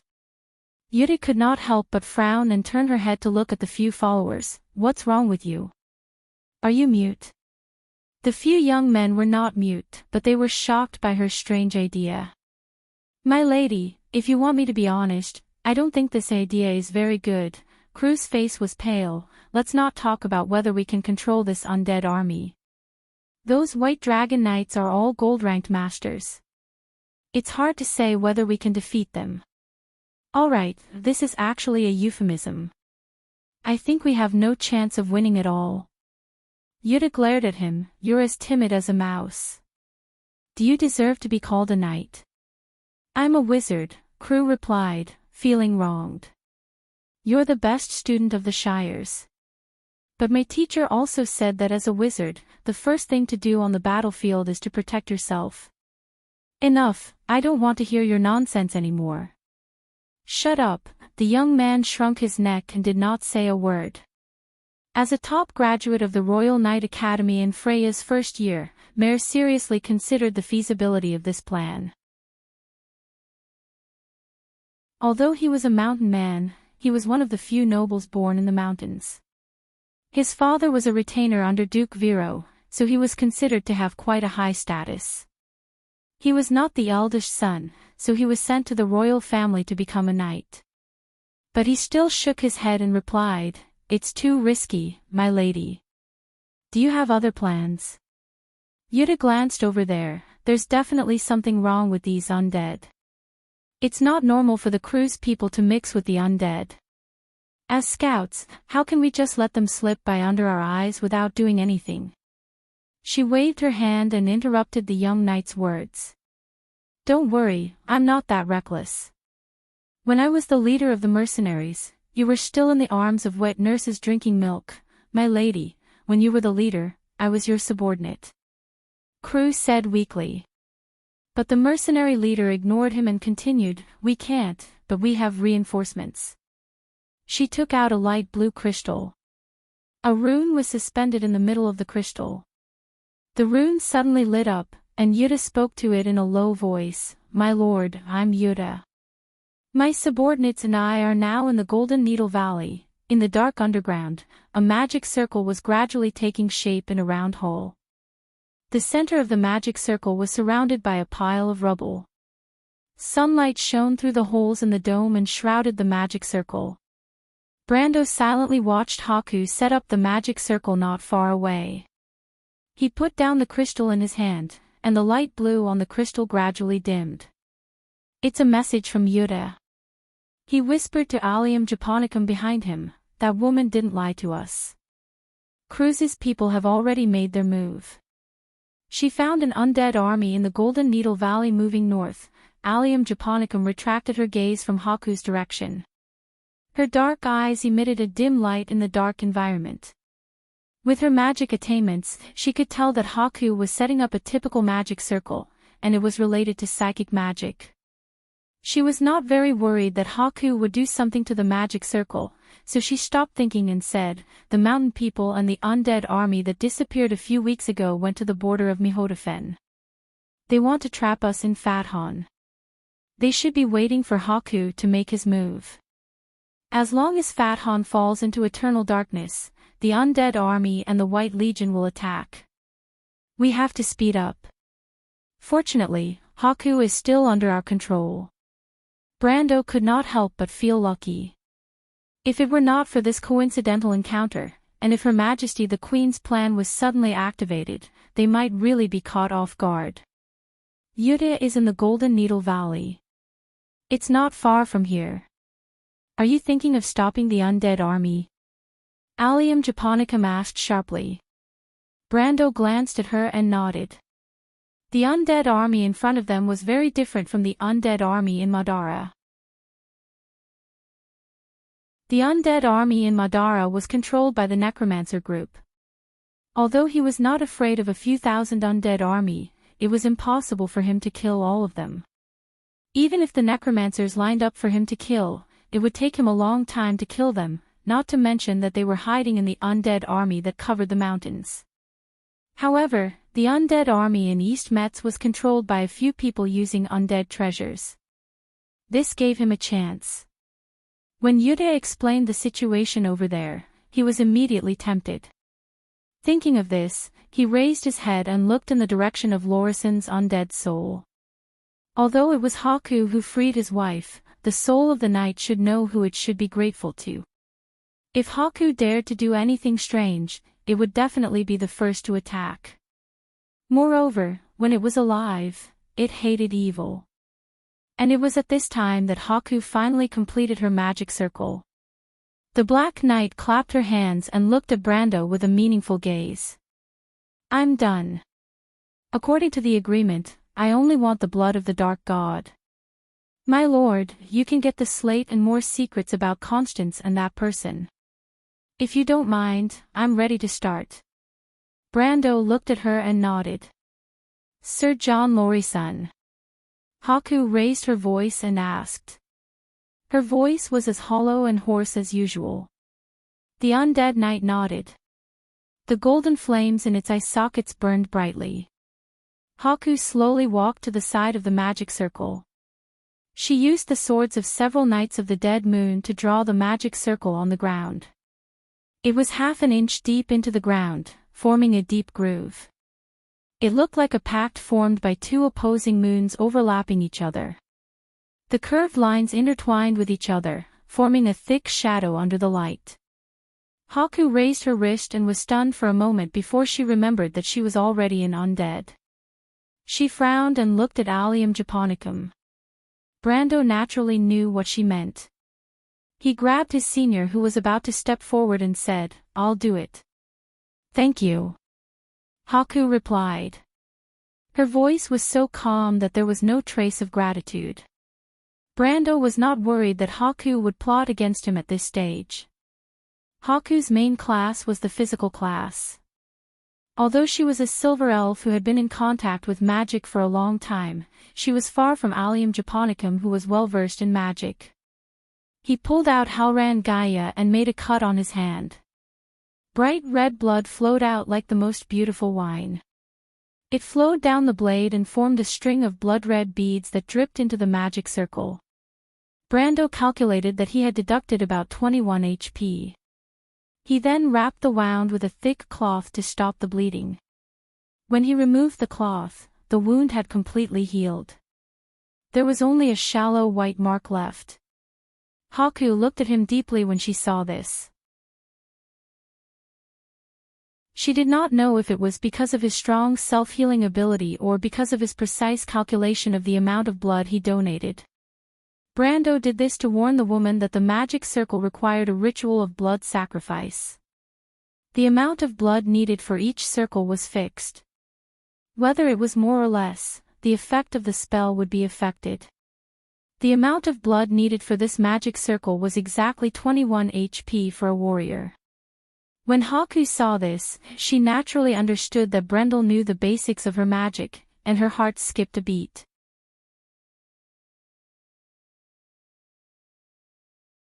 Chapter 10-15. Bright red blood seeped into the gray slate in the dark and flowed along the indentations carved by the sword. The blood was not absorbed by the soil and dust.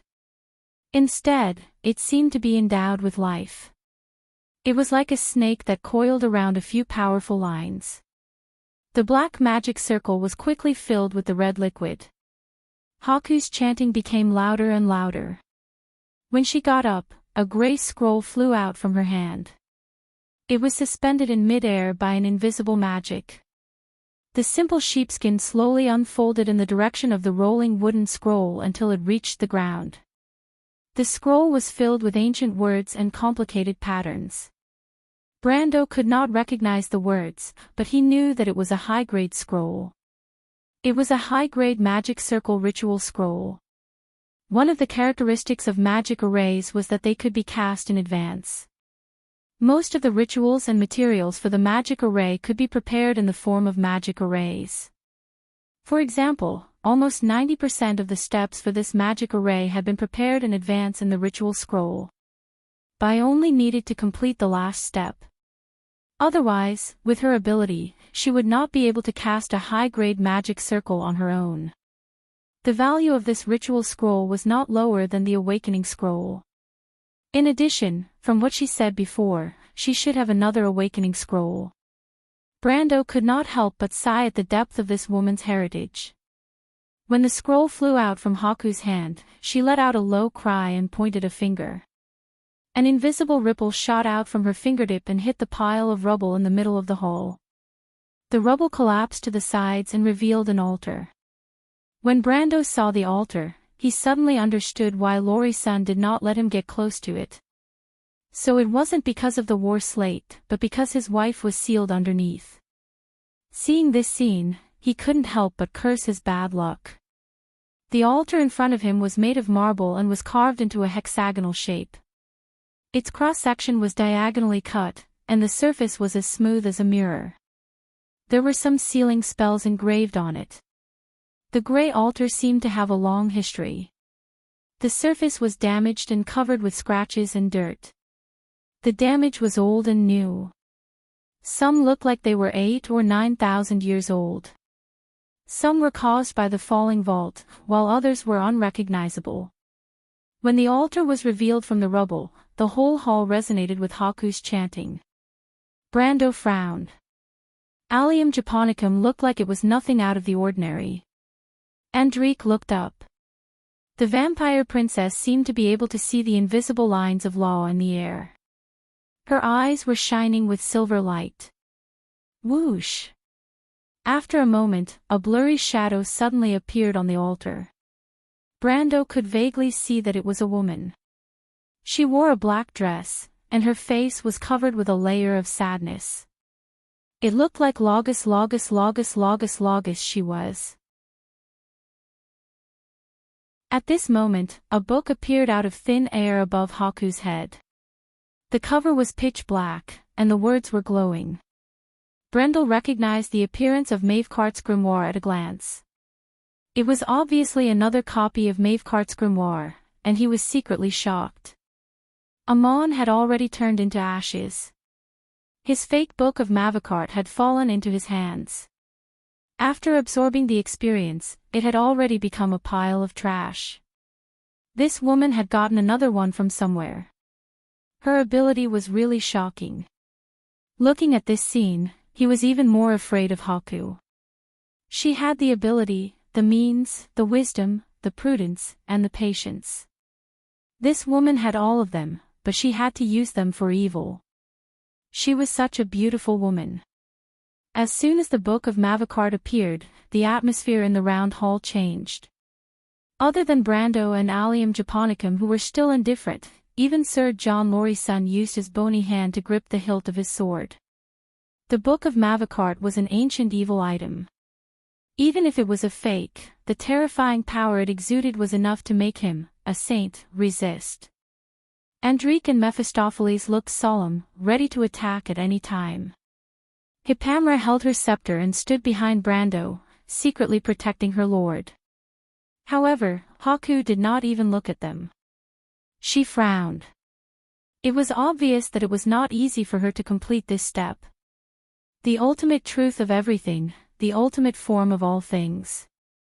With the extremity, I will temporarily borrow your name and exercise your authority. She suddenly let out a low roar that did not sound like her voice. This low roar was majestic and cold, like rolling thunder. It echoed in the hall. Brando felt like he had heard this voice somewhere before. However, at this moment, the Book of Maevecourt above Haku's head moved without wind. It flipped open, and a few dark energy ribbons extended from it, entangling Logus Soul in the hall. Laurie's son, Soul, saw this and let out a low roar, holding his sword with both hands and slashing towards Haku. Stop! Haku's voice returned to its hollow and hoarse state. She roared, if you don't want her to completely disappear. Laurie's son was slightly stunned. In this moment, the dark energy ribbons had completely wrapped around Logus, forming a black cocoon of light that floated in the air. Laurie's son, Soul, stared at the cocoon of light, the flames in his eyes burning fiercely. He turned around and looked at Haku with a questioning gaze. Calm down, Haku replied. The undead knight hesitated for a moment, then put away his sword with a creak. However, he still guarded beside the cocoon of light. The atmosphere in the hall was a little strange. The war slate floated high in the air, suspended under the sunlight from the dome. Below the slate, a few people surrounded a huge cocoon of light. The cocoon of light shrunk and contracted as if it was nurturing life. However, no one spoke. Only Haku's incantation could be heard in the darkness. At this moment, Brando felt someone touch his hand from behind. She's activating the power of the Book of Mavicart. Bai Jia used her fingertips to write on his palm. Even though it was a long sentence, it was as if they had telepathy. Brendel understood her meaning immediately. She then wrote, "It's not just to extract the power of the dark orb. It's power." Haku's hand was cold, and her fingertips were soft and smooth. His heart skipped a beat, and he grabbed her hand and shook it lightly to show that he understood. Allium Japonicum did not remind him anymore and retracted her finger. Brando felt the touch on his hand disappear. For some reason, he felt a sense of loss. But he was not surprised by Baijia's reminder. The Madara woman in front of him was not as simple as she seemed. She took a roundabout way to reach this point, and it was obvious that she had calculated meticulously. She would definitely not do useless things. Since she had done so much, then she must have a certain degree of confidence in her heart. If he was at this moment, if he felt that victory was in his hands, he would undoubtedly be digging his own grave. Therefore, even without Haku's reminder, he knew what he should do. Of course, Allium Japonicum's magic was far better than his. She could clearly tell what Haku was doing, but he could only guess what she might do based on his intuition and understanding of her. At this moment, a majestic force rose in the round hole. This force was emitted from the fake Book of Mavicart. Under everyone's gaze, an invisible force lifted Haku from the ground and suspended her in midair. Although half of the female undead knight's face was still exposed outside the broken mask, her golden eyes had recovered. She let out a long breath and pointed at Brando. Brando frowned slightly. He felt as if the blood in his body was burning, as if it would turn into steam at any time. However, it only lasted for a moment, and everything calmed down as if it was an illusion. Haku was slightly stunned, and her expression instantly turned ugly. I see. Brando naturally would not treat the abnormality in his body as an illusion. Blood-boiling spell. This was White's other power. He had heard that there was an evil druid that could control the power of life and water. The water here included blood. Blood was 75% water, and if one were to combine it with water, they would be able to control it. If the water in the body evaporated, the person would be no different from a dried corpse. This was a power that Haku had never displayed before. She was the Lord of Life and Death, and the god of death, Choka, was named after her. Unfortunately, since he knew that his opponent was a tree herder, he would definitely be on guard against this. Tree herders were a branch of druids, so how could they only know necromancy spells? Moreover, this woman was well prepared. How could she forget to bring fresh blood for the sacrifice? Therefore, when she suggested using his blood for the sacrifice, he was already on guard against this. Allium Japonicum had obtained the silver bloodline of the Bugis in his previous life. Before she left, there was no more outstanding spellcaster than her, so it was too easy to guard against her magic tricks. Moreover, he had Enrich by his side. In terms of blood magic, she was a true master. Vampire. Haku finally recognized Enrich's identity, and also understood where she had overlooked. You're a human, but you're in cahoots with the undead. She scolded in exasperation. This made Brando feel very helpless. He thought that this woman was probably the one who had the least right to say this. She was the undead Lord of Madara, but she was also in cahoots with humans. What right did she have to scold him? It was as if only the magistrate was allowed to set fires, but the commoners were not allowed to light lamps. However, he did not intend to waste his breath on this woman. He had expected her to go back on her words. He pulled out the Halran Gaia that he had prepared earlier and shot toward Haku, who was in midair. At the same time, the undead Lord Lori-san finally reacted. Although he had to let Haku find a way to free his wife's soul, this did not mean that he would be biased toward this woman. In fact, from his standpoint, he admired Brando more. He knew that Brando had already made a huge concession by allowing Haku to obtain the blood of the Dark God. How could he tolerate this woman playing tricks in front of him? He was furious, let out a roar, and slashed his sword toward Haku, who was in midair. However, Haku had already understood that she would not have another chance if she failed. In fact, she was already very weak. She was relying on the power provided by the Book of Mavakart to support her to cast these spells. However, this power could not be maintained for long. She knew why the Book of Mavakart was called an eternal evil. It was different from Amon, who was addicted to power and could not help himself. Unlike the idiots, Haku was smart and rational. She immediately stopped after her attack failed. At the same time, she cut off the connection with the Book of Mavakart. A black hole expanded behind the female undead knight. She sighed and stared at Brando like a venomous snake. "The next time we meet, it will be your death, human." Brando immediately understood that she wanted to use the power of the Book of Mavakart to open a portal and escape.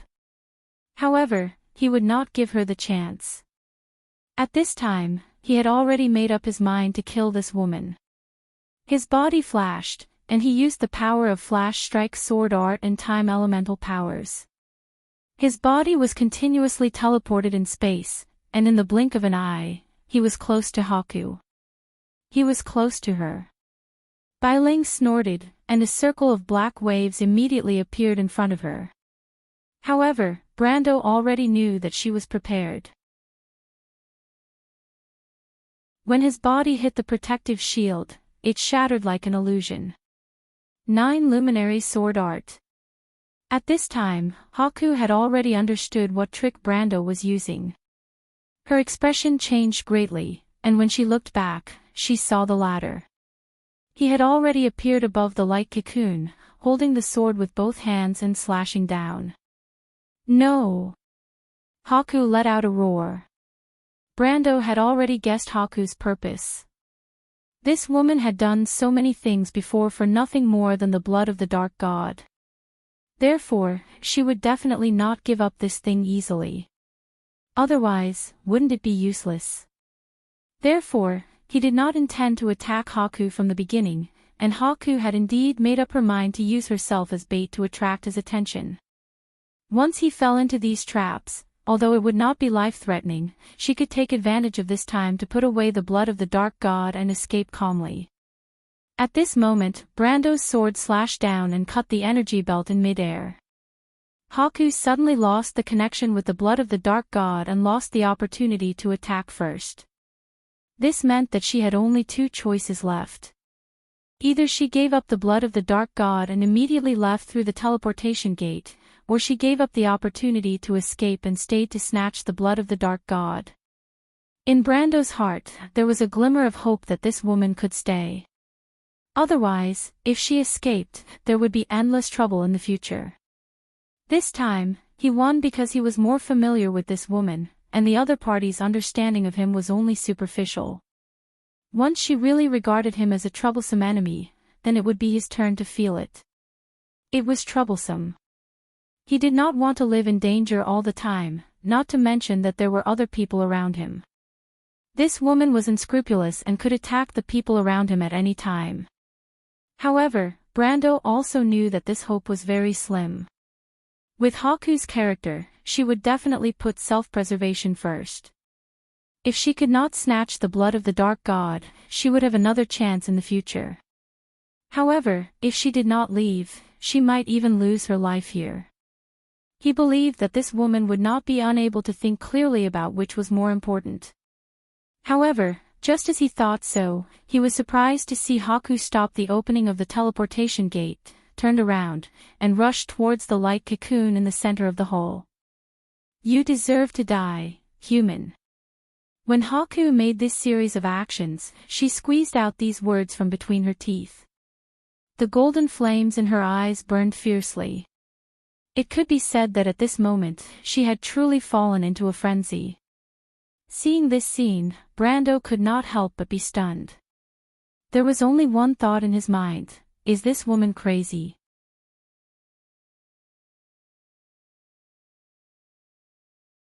Chapter 10:16. Haku crashed into the light cocoon above the altar in the center of the round hall like a comet. The book of Mavacart above his head shone brightly, and his eyes were burning with anger. A black flame bloomed in the golden flame. Brando was slightly surprised. He knew that she had completely released the power of the ancient evils. He raised his sword solemnly. A giant black scythe appeared in Haku's hand and collided with the Halran Gaia. Sparks flew everywhere, and a black ripple spread out from the center of the two weapons. Wherever it passed, it was like a storm, leaving crisscross trenches on the solid ground. Mephistopheles' black dress was immediately torn apart, and the shards turned into butterflies that fluttered in the air, revealing the black soft armor underneath. Andrique's lace dress was also torn apart. Both of them had small cuts on their faces, and their long hair fluttered like wild grass. Hippamra raised the power of the mountains and rivers, and the arc-shaped earth shield enveloped her and Allium Japonicum. Under the black shockwave, every line of the law of the shield emitted a dazzling light, as if it would collapse at any time. With a crack, a circular crack appeared on the surrounding walls of the underground round hole. Brando and Haku exchanged swords 4 times in an instant, and each strike caused the underground hall to collapse a little more. When the 4th strike passed, a loud bang was heard, and a corner of the round hall suddenly collapsed, and countless gravel fell down. Hippamra's shield emitted a bright light, and then it shattered like countless scattered crystals. A thin black line spread from her left shoulder to the right side of her waist, and then a striking flower of blood burst out. The priestess screamed and flew back, and fell heavily into Allium Japonicum's arms. Hippamra! Allium Japonicum's expression changed, and he threw out an emerald with his right hand. The golden lines in the emerald shone, and then a crystal structure bloomed from within, forming a crystal shield. The ancient draconic magic was extremely powerful, so it was impossible to record it on ordinary scrolls. Other than special paper, only a stable crystal structure could be used to carry the bound lines of law. Once it was activated, the magic would be formed immediately. However, the black line swept across, and the crystal shield was cut into 2 halves. Senior's right sleeve instantly exploded, and a bloody line appeared on her fair arm. She gritted her teeth and groaned, quickly withdrawing her hand to protect the priestess in her arms, but blood was already gushing out. The warm, sparkling liquid flowed like a stream onto Hippamra's face. "Senior, take her back to the cellar. All of you, leave," Brando immediately ordered. He had previously fought with Haku 4 times, and every time he used his sword, he completely blocked the latter's attack. He had the upper hand in swordsmanship, but Haku's strength was too terrifying. He faintly felt that he could not hold his sword, and his right hand was starting to feel numb. Allium Japonicum knew that this level of battle was not something she could participate in. If she stayed, she would only restrict Brando's movements. She nodded at Brando, and decisively carried the unconscious Hippamra out of the hole. At this moment, the golden flames in Haku's eyes had been completely replaced by black flames, and half of her body was covered with a layer of black patterns. Her long hair fluttered without wind, like rising flames. It was obvious that she had been completely eroded by the power of the Book of Mavacart. She was originally a supreme powerhouse, and her control of the power of the Book of Mavacart was far superior to that of the Trashamon. After completely absorbing the power of this ancient evil, her actual realm had faintly touched the edge of the Sage realm. However, this power came with a price. Brando knew that Haku's body was already exhausted, and at this moment, she was completely burning her soul in exchange for the power of the evil. Once her soul was completely burned, she would forever lose her self-awareness and be controlled by the Book of Mavacart. She would become a lunatic like Amon. Brando could not understand. What did the blood of the dark god mean to this woman? How could it make such a calm person act like a lunatic? However, Haku did not seem to have the mood to talk nonsense. She coldly raised her scythe and slashed at him. Brando had no choice but to raise his sword to block. At the same time, he activated his innate talent, Frenzy. Although the power of the evil was short-lived, if he did not use all his strength, he would be killed on the spot before Haku's soul was completely burned. Although he had once killed Marietta, the Witch of Lies, who was also a supreme powerhouse, it was only through trickery. Marietta's line of witches could create terrifying realistic dreamscapes. In the dreamscapes, they were like gods, and their words were law. However, once the dreamscapes were destroyed, they were no different from mortals. They were even far inferior to the average elemental powerhouse. Although Marietta was full of confidence, she did not know that her archenemy, Ko Hua, had already seen through their weaknesses. Moreover, this generation of witches was far inferior to their ancestors during the Battle of Dusk. Hence, they had been plotted against by Ko Hua and died for no reason at Brando's hands. However, Haku was different. If one did not consider her schemes, she was a genuine supreme powerhouse. In a direct confrontation, she did not even need the Book of Mavakart to firmly suppress Brando. Moreover, with the support of this ancient evil, her current strength had even surpassed Mephisto's. Brando knew that if he did not use all his strength at the first opportunity, he would not have the chance to do so. When the swords clashed, the entire space produced a sharp noise that made one's teeth ache. It sounded like glass shattering, and bright cracks appeared in the flat space. The cracks extended in all directions, and the surrounding marble pillars shattered. On the north side of the hall, there was a statue of the sun god Perkin. Perkin was holding a flaming spear and was riding a sun horse and chariot. He raised his eyes and looked forward. Then, the head of the stone statue suddenly rolled off its body. The arm that was raised high was broken, and the body was torn apart into a pile of rubble. After the statue collapsed, an obvious crack appeared at the back of the hall.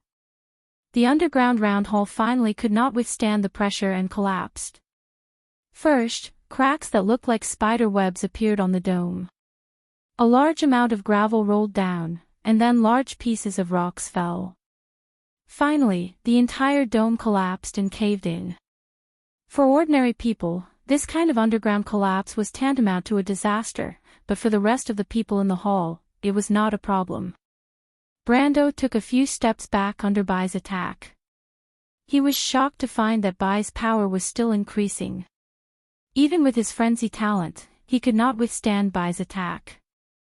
He faintly felt a little stuffy in his chest. He was completely defeated in a head-on confrontation. This was the first time he had been defeated in the state of frenzy. Even when he faced Sabers, Corfa, and Milos in the Great Glacier, he had never been so embarrassed. Before Brando could stand firm, he saw an undetectable black line in front of him. It separated the falling gravel and came to him. The black line was near and far. It was the blade of Bai's giant scythe. The black line seemed to be able to attract all attention in the space. Brando actually saw the tough silver line begin to break under this attack. It caused the order in this small area to be distorted, forming a black hole that swallowed everything. This was definitely a power that surpassed the limits, and it did not belong to any known law. This was the power of dusk. There was no doubt that Bai had burned her two elements, so she obtained this power from the Book of Mavakart. It was no longer a law, because it included the law itself. It was the truth of the universe, one of the powers of existence. It was only a flash of brilliance, but it was enough to dazzle everyone. Brando felt that all the questions in his previous life and this life had been answered at this moment. However, the price of this answer was death. This moment was unavoidable. My lord. Mephistopheles felt his hair stand on end at that moment. Without thinking, he spread out a pair of black membrane wings and shot towards Bai. The black sword in his hand burned with a raging fire, and the soul element condensed around him. He actually touched the power of the element manifestation in an instant. However, Bai only looked at the crossdresser coldly. A black light spread out from the book of Mavakart. Before Mephistopheles could react, the black light had already swept across his lower body. The soul shield shattered after a moment. The crossdresser screamed and rolled down, covered in blood, and fell heavily to the ground. A black shadow landed beside him. It was the vampire princess, Andrea. There was a long streak of blood on Andrea's cheek. She looked up at Bai with hatred, but did not say anything. She picked up Morpheus, who was almost broken into pieces, and retreated. In the blink of an eye, she disappeared from the entrance of the underground round hole. In just a moment, the place where Enrich was standing was buried by the collapsed hole. The underground hall was now history. Brando threw away the Halran Gaia. At this level, swordsmanship was meaningless. Although his swordsmanship was close to the Tau, it was still too far away. This was the dialogue between the highest level elements. Only the elements could fight against the elements. Countless lines of law appeared around him at the same time. They intertwined with each other, weaving the most basic and primitive language of this world. Time and space had lost their meaning in this world. They were described as formulas, and these formulas were eternal. Energy and matter appeared at the two ends of the scale. They changed and transformed each other, and all laws and karma appeared. The past and the future seemed to overlap each other, and they could reach each other. These things that ordinary people could not understand were harmonious and unified in this world. They were one and the same. It was as if as long as one understood one of them, one would understand the mystery of the whole world. Brando saw a spreading energy. It appeared to be a dazzling black in this pure silver world. As this energy moved forward, the laws changed. Its disorder seemed to be increasing at every moment, affecting everything in the blink of an eye. But Brando immediately found the two strings of time and space. These two strings ran through the whole world, forming a perfect circle. When he touched these two strings, the energy he was in immediately spread out. It was as if it was everywhere in this world. Present and future, past and present. He could be at any point, and he could be at any position. Brando used all his strength to avoid the dazzling black. The whole world seemed to resonate at that moment, but he soon found that his actions were in vain. All the laws began to collapse, and the countless possibilities he was in collapsed into one point. And he was at that final position. A black wave rushed towards him. There was no way to evade. But suddenly, a figure blocked in front of him. Brando narrowed his eyes and found that it was the tall body of the undead Lori-san. It raised the huge sword, and with a loud bang, an irresistible force came through the body of the skeleton knight. Both of them flew back at the same time and fell heavily into the collapsed walls. Then they were buried by the sand, and the whole world fell into darkness. Brando coughed, and his thoughts paused for a moment. But he quickly recovered and shot out from the thick soil like a cannonball, landing on the ground again. He shook off the sand on his body and found that the battlefield outside had completely changed. The familiar underground hall was gone, and only a deep pit was left. The sunlight gathered from all directions, and he could not help but squint his eyes. The undead knight Lori-san stood at the corner of him. It was not in a better state than him. Its sword was half broken, its cloak was torn, and dust was everywhere. There was a deep wound on its chest, and several of its snow-white ribs were broken. The dancing soul fire was completely exposed. The two of them looked up at the sky at the same time. There, Haku's mind was almost completely controlled by the Book of Mavakart. She was bathed in endless black flames and turned into a flaming person, as if she would burn out at any time.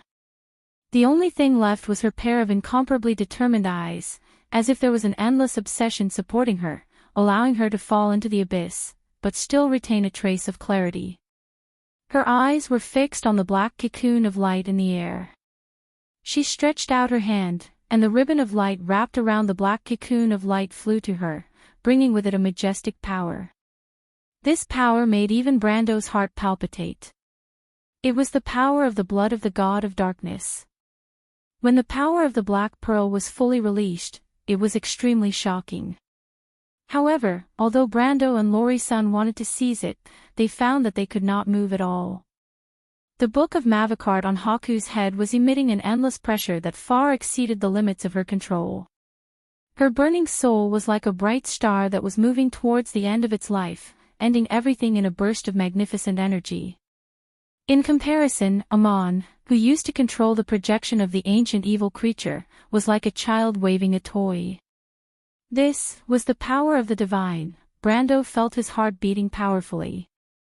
Not far from him, Lorisan's soul was roaring furiously, but it was useless. The blood of the god of darkness was rushing towards Haku, and Haku persisted in completing this sacred ritual. Whether she was about to die or completely controlled by the evil creature, it was as if it had nothing to do with her. To her, everything in front of her was the entire world.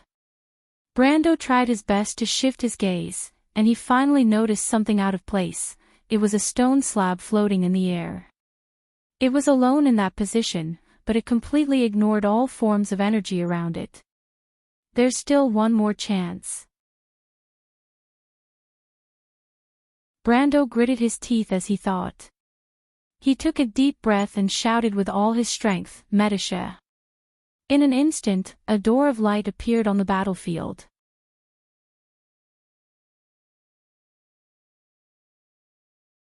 Chapter 10:17. Before Medisha appeared, a beam of silver light shot out from the light door and hit the war slate in the middle of the air with a crisp clang. It then turned to one side and shot into the ground. Only then did everyone see that the silver line was a silver shuttle-shaped spear, which was inserted into the collapsed stone wall at an angle. The war slate that was hit flew in the opposite direction and rolled in the sand beside Brando's feet.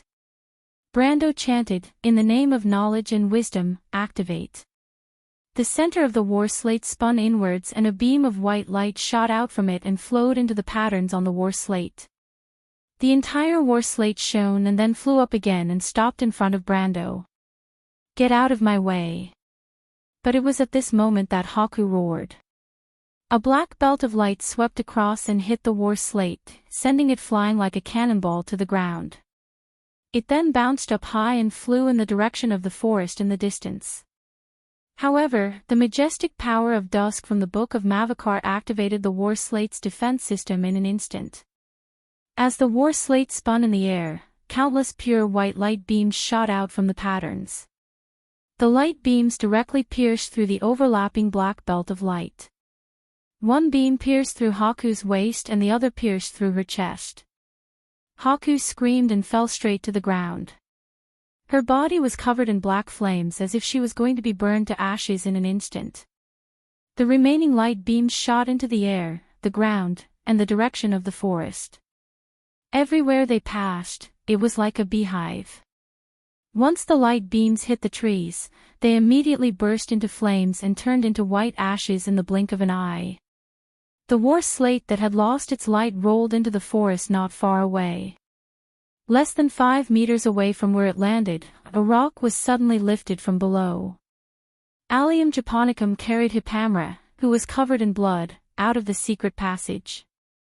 She could smell the burning smell of the battlefield outside and could not help but frown.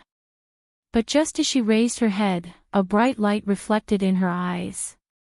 Bookshelf number, Arcane 105223031V, Armor, Initials D, Implantation Technology, Inheritance of War Equipment, Inheritor, Iron Bloodline, Bloodline Match. Inheritance begins, from, Earth Legion. At the moment when the white light disappeared, Brando and the undead knight Lori-san immediately felt the pressure on them loosen. "It's done, now." Brando did not have time to retrieve his Halran Gaia. He directly activated his elemental power and flashed in the direction where Haku fell. Lori-san was a little slower, but he followed closely behind him. The two of them arrived at the edge of the deep pit where Haku fell, but found no one there. Brando's heart skipped a beat. A claw burning with black flames had already reached out from the side. Without thinking, he raised his fist to block it. With a muffled bang, Brando only felt a piercing pain from his arm. Haku was not going to let Brando go. She threw punch after punch. In an instant, she and Brando had exchanged 30 to 40 blows. In terms of swordsmanship, Brando was far superior to this woman. However, when it came to close combat, he was too far behind. Not to mention that Haku had now mastered the power of the Book of Mavakart. After 30 to 40 punches, Brando only felt his arms go numb. It was as if he could no longer feel his arms. At this time, he caught a glimpse of a black light sweeping towards him from the corner of his eye, but there was no way he could dodge it. Medisha, who was dressed in silver, stepped out of the portal. However, she immediately felt darkness in front of her. A black shadow had flown back from the front and crashed into her. She groaned and immediately felt that the person in her arms was her lord. At the same time, the light door behind her shattered and disappeared. She hurriedly hugged Brando with one hand and took a step back. At the same time, she raised her right hand. The silver spear that was stabbed into the ground not far away instantly turned into thousands of light particles and disappeared. It then reappeared in her hand. 1,000 army strike. Medisha threw the spear forward with all her might. A silver line flew across half of the battlefield and shot towards Haku. Haku turned around and glanced coldly. A series of black ribbons of light rose from the ground and weaved together to form an arc-shaped light shield. The spear hit the light shield hard and only created a trail of golden sparks. On the other hand, the spot where the spear hit the light shield reflected a ray of black light at 10 times the speed. Medisha did not even have time to react before her chest was pierced. She widened her eyes in disbelief and spat out a mouthful of blood.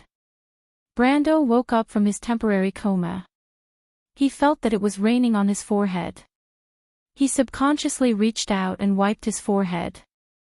The thick smell of blood made him realize that something was wrong. He suddenly woke up and remembered that he was still on the battlefield. He opened his eyes and saw Medisha's pale and weak face. The elven princess's mouth was full of blood and there were layers of black circles around her eyes. She covered him with her hands as if she wanted to smile at him, but the pain twisted her smile into an expression that was uglier than crying. Medisha. Brando felt that his heart was about to stop beating. He looked down and saw the black hole on her chest. Her silver robe was stained red and it was a ghastly sight. His mind almost went blank for a moment.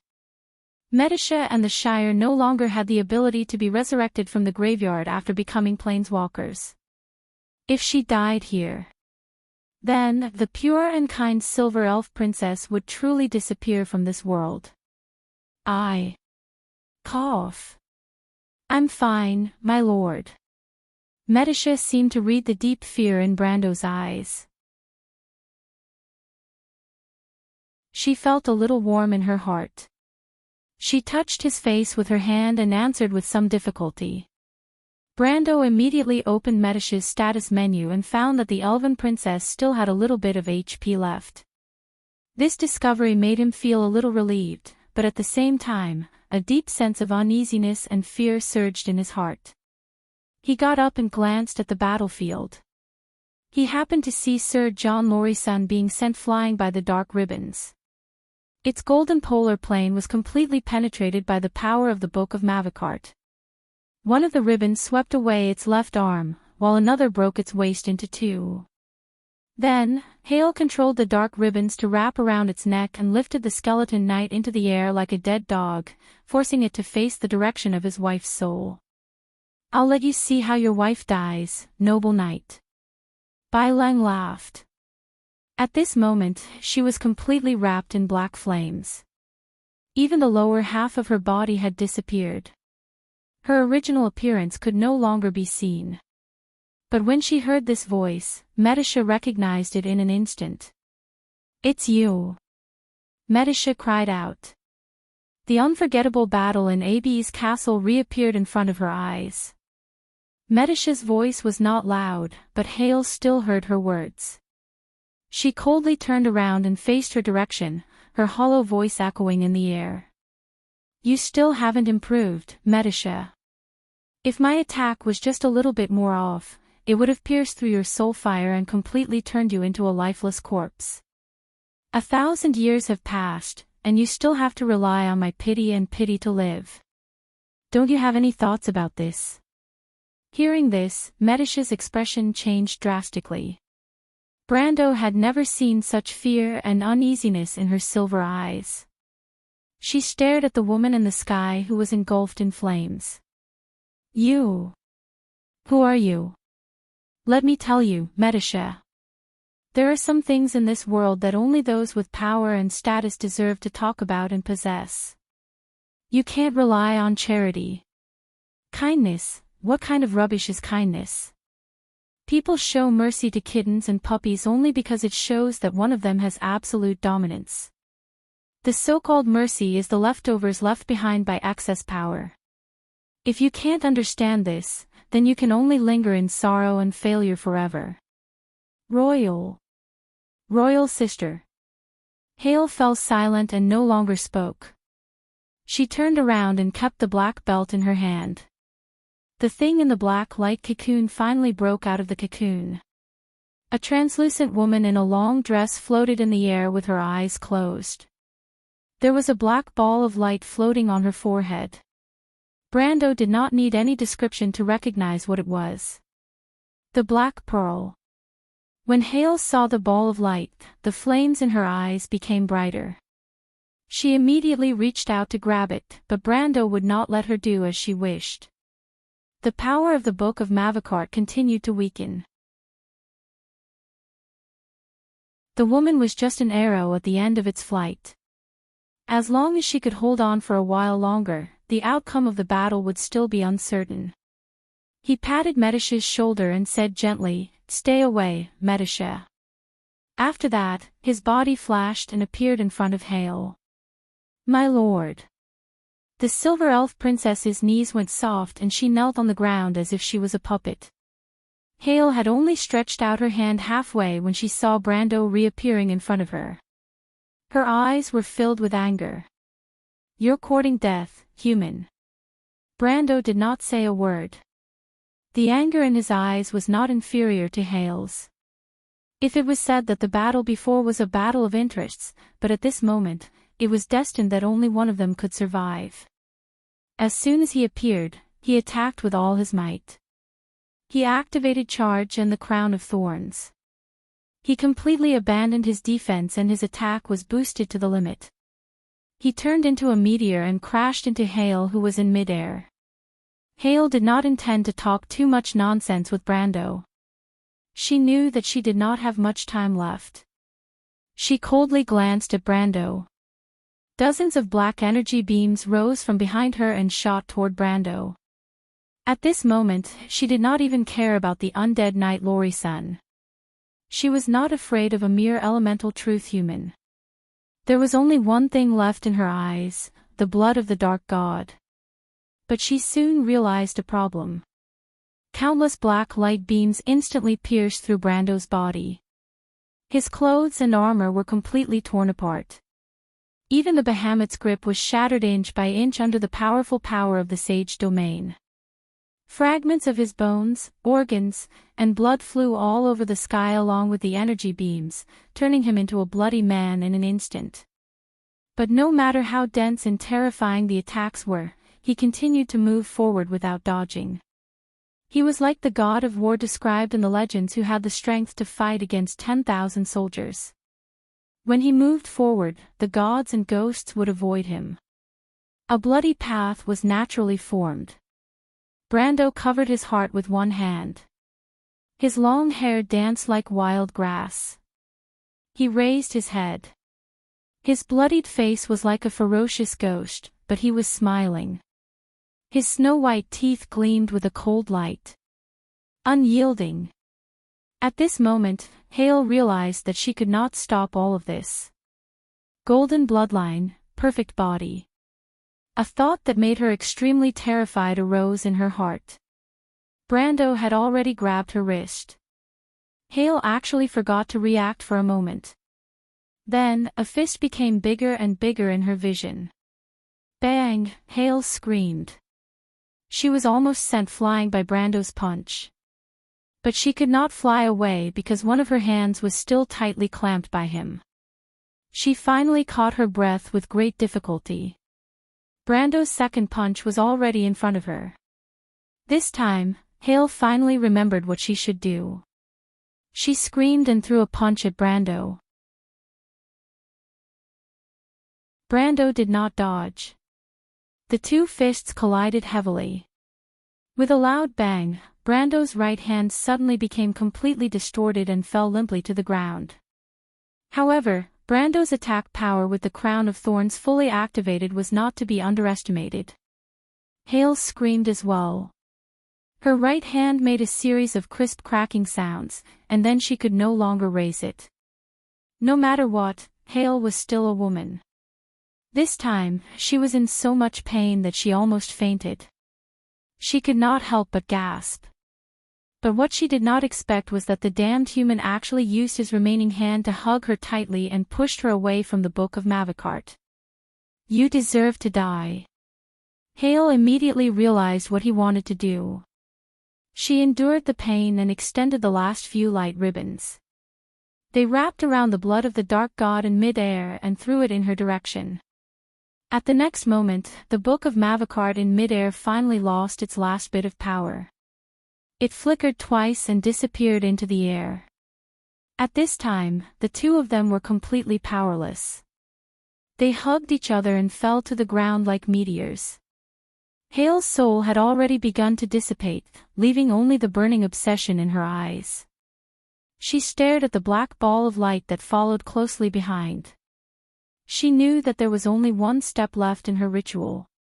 Once she obtained the blood of the dark god, she still had hope of turning the tables.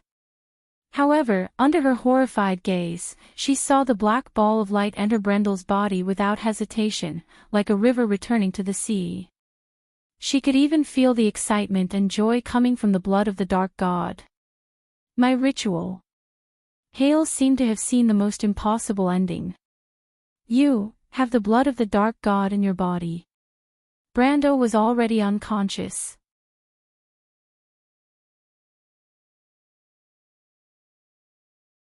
Chapter 10:19. The bell of dusk rang in the sky above Nibosia City. The sound of the bell echoed in the empty twilight. Near and far, the setting sun shone through the fiery glow of the sunset onto the dome of the Golden Palace, reflecting an orange-red glow. Teams of golden-armored Praetorian guards lined up on the slope outside the palace walls to change shifts. From afar, the uniform commands of the ceremonial knight could be heard. The noise passed through the copper-plated treetops and even into the inner court. In the winter solstice palace, Pope Pet Yen III hurriedly finished his dinner. Half a carefully cooked roasted lamb, a silver sea crab, and exquisite pastries were all served on a snow-white porcelain plate. The meat dishes were made with basil leaves and snow tree leaves from Saint Tassol.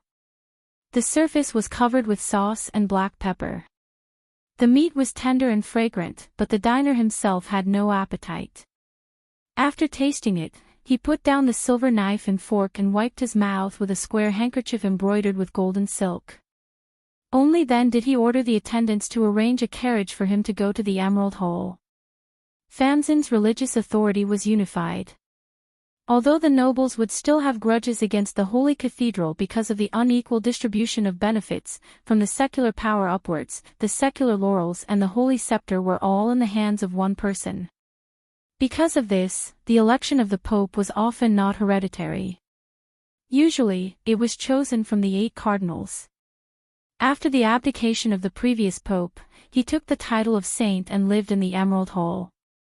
He did not ask for secular power, but he was still the spiritual leader of the Holy Church.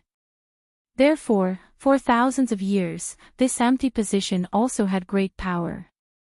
Today, although the current pope could make arbitrary decisions, he was still subject to the restrictions of the pope. These days, Pétion III's uneasiness stemmed from this. He sat in the carriage and looked at the shadow of the Emerald Hall from afar. It was like a giant beast entrenched in his heart, eyeing him covetously, making him uneasy. The former pope, Escapades XI, was his mentor on the Holy Road. He had trained him to where he was today. Although the teacher-student relationship was harmonious, they were always separated by a throne. Pétion knew that this was due to their respective positions. All the previous popes were like this, and it was understandable. He had always advocated a holy war against Cruz in the south. Escapades XI had always known his thoughts. Now that the people of Cruz were in chaos without a fight, and that crazy queen dared to restore the dark reign, this was a heaven-sent opportunity for him to fight against Cruz. He had even contacted the Wind Elves and the envoys of the Grecian Night Order, and had stockpiled troops and provisions at the border, preparing for a grand plan to leave a mark in history.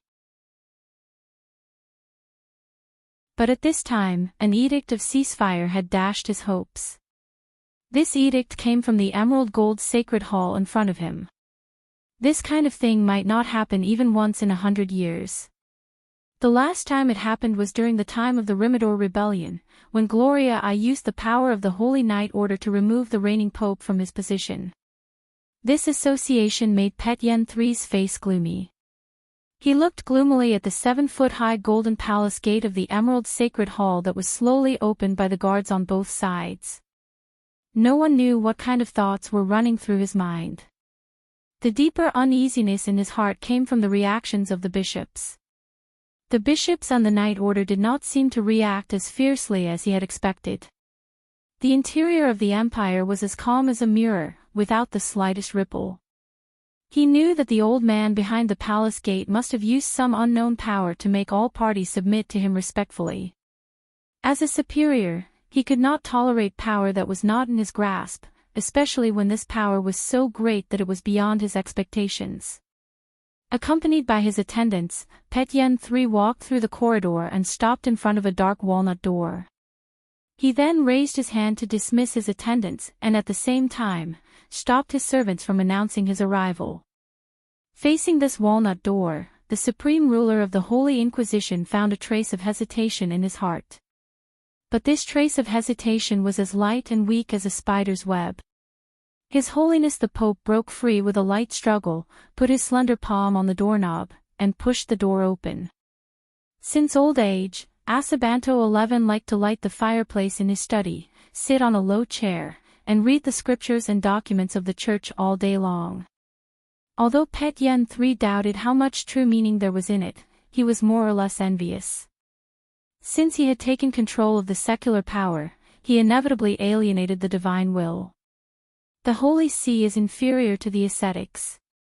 This proverb was not a rumor in Fanzin. A warm breath hit his face, and the hot wind hit his cheeks. He could not help but squint his eyes. The flickering fire in the fireplace seemed to flow through the gap of the door. It was like a flowing warmth, flowing over his golden shoes and the end of his holy robe. Escapades XI was not alone in the room. In addition to a servant in his 40s, there was also an old man with white hair and a white beard and glasses. Pétion III recognized this man at a glance. He was a famous scripture scholar in the holy sanctum. Escapades XI was still wearing a plain robe today, but he wore a hat, which was rare. He looked quite formal and serious. Sitting opposite him was a woman. Pétion III was a little surprised and could not help but take another look at the woman. But after another look, he could not take his eyes off her. The woman had long, dry brown hair and a pair of eyes that shone like jade embedded in a mountain rock. The reason it was called embedded in a mountain rock was because her skin looked extremely dry and dull. Her cheekbones were high, like steep rocks. Her lips were sharp and angular, as if they were carved out of them. It was obvious at a glance that this woman had an extremely firm character. There was only one woman in the world who had such a face, and only one woman who had a lifespan of 1,000 years. Pet Yen respectfully greeted, "Your Excellency." Asabanto 11 looked at his student with a smile as he closed the book in his hand. It was a scripture that described the early teachings of the Holy Sanctum. The person who recorded it was buried under the soil about 300 or 400 years ago, although he was posthumously canonized as a saint after his death. He waved his hand, indicating that Pet Yen did not need to be so courteous. It was as if he had already foreseen that the Pope would come. "Your Excellency, are you here today because you have a lot of questions?" The situation was out of Pet Yen's control. The current Pope pondered for a moment and nodded solemnly. "Let me answer you," Iranta the sage said. Her voice was unexpectedly soft and pleasant, completely unlike her face. "I asked His Excellency Asabanto to issue that edict." "Why?" Pet Yen 3 asked. "Because I hope that Fanzan will not participate in this war, Your Excellency." "Why?" Pet Yen still asked the same question. Asabanto 11 continued with a smile, "Your Excellency, for half a century, the Holy Sanctum has been in turmoil, and the old and new doctrines have been in dispute. You have seen all of this with your own eyes. The reason for this is nothing more than to discuss the issue of justice. The root of this problem is the Great War 60 years ago. We saw many things behind the scenes of that war, so much so that we began to question the foundation of our existence. What do you think of this?" Pet Yen did not answer. Instead, he glanced at Iranta. "I can't give you an answer to who is right and who is wrong in history, Your Excellency." Iranta calmly replied, "Although I have experienced it myself, Gil, Saint Tossol, and your predecessor Fanzan can't answer this question. Odin believes that he is wrong, but this only represents his own opinion.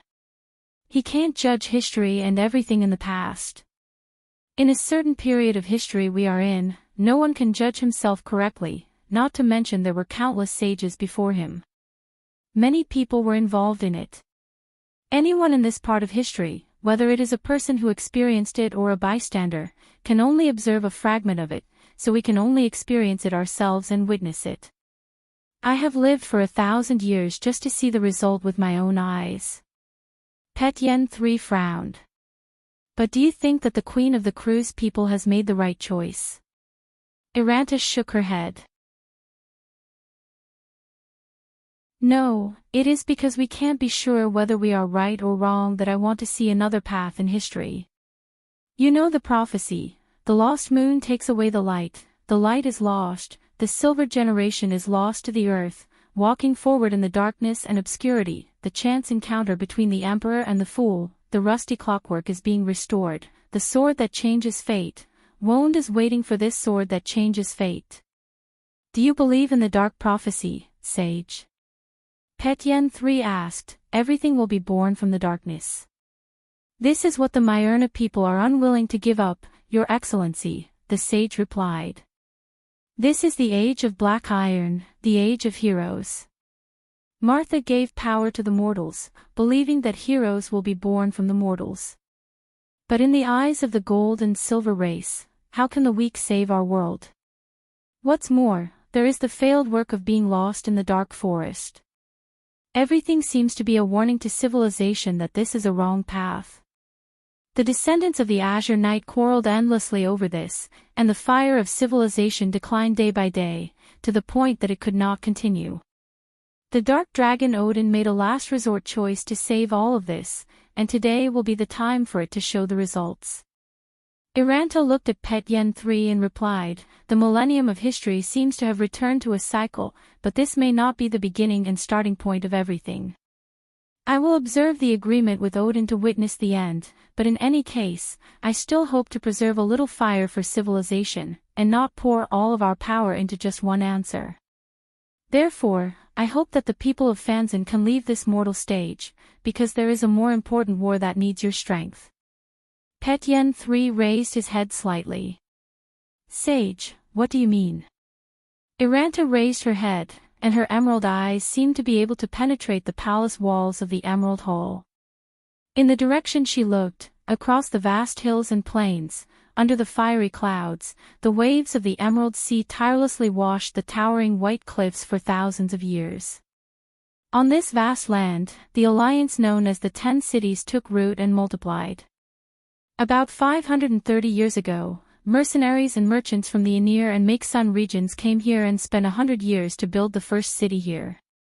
After half a century, a new kingdom was established. Its people were humans, mountain people, elves, and dwarves. The teachings of the Templar were widely spread here, but the faith of nature was not rejected by the people. This was a paradise of freedom, where money and the sound of swords echoed each other all year round. But today, under the White City, the fishermen who went out to sea suddenly stopped their work. Some of the sailors were cleaning the nets and ropes, some were still climbing on the masts, some were drunk and had just walked out of the cabin onto the deck, some were raising the sails, and some were raising the anchor by the capstan. But all of them stopped and looked back in the direction of the sea and the sky. The turrets on the city wall were firing warning shots, and groups of guards swarmed onto the city wall. The sea was blue, and the intersection between the sea and the sky was calm, as if nothing unusual had happened. But in the blink of an eye, dense black dots appeared in that direction. Rand hastily put on a suit of armor and hurried to the top of the city wall. His squires escorted him to the edge of the battlements. He raised his hand to stop the noise around him, and then raised the monocular in his hand. What he saw was a white triangular sail, and it almost blinded his eyes. He cursed under his breath and looked down. The silver oak emblem on the sail shone in the sun, and then he saw the elegant white hull of the elves. The fleet of the wild elves. Rand sighed and put down the monocular. There are at least 300 ships, and this is an army of 30,000 people. Is Eloranta crazy? The Eloranta he mentioned was naturally referring to the kingdom of the wild elves. He took another look to be sure that he was not hallucinating. At this time, the alarm bells in the White City were already ringing, and the ships outside began to file into the harbor.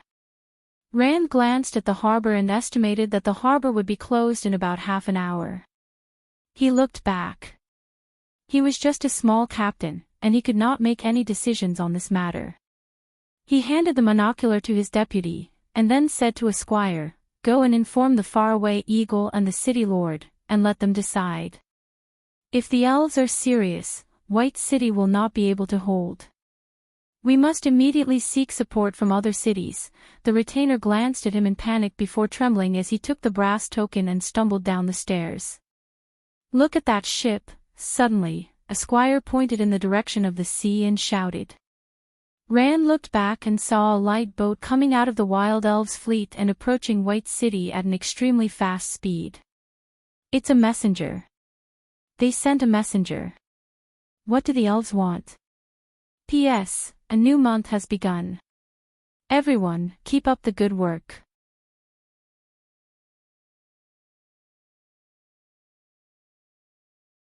Chapter 10:20.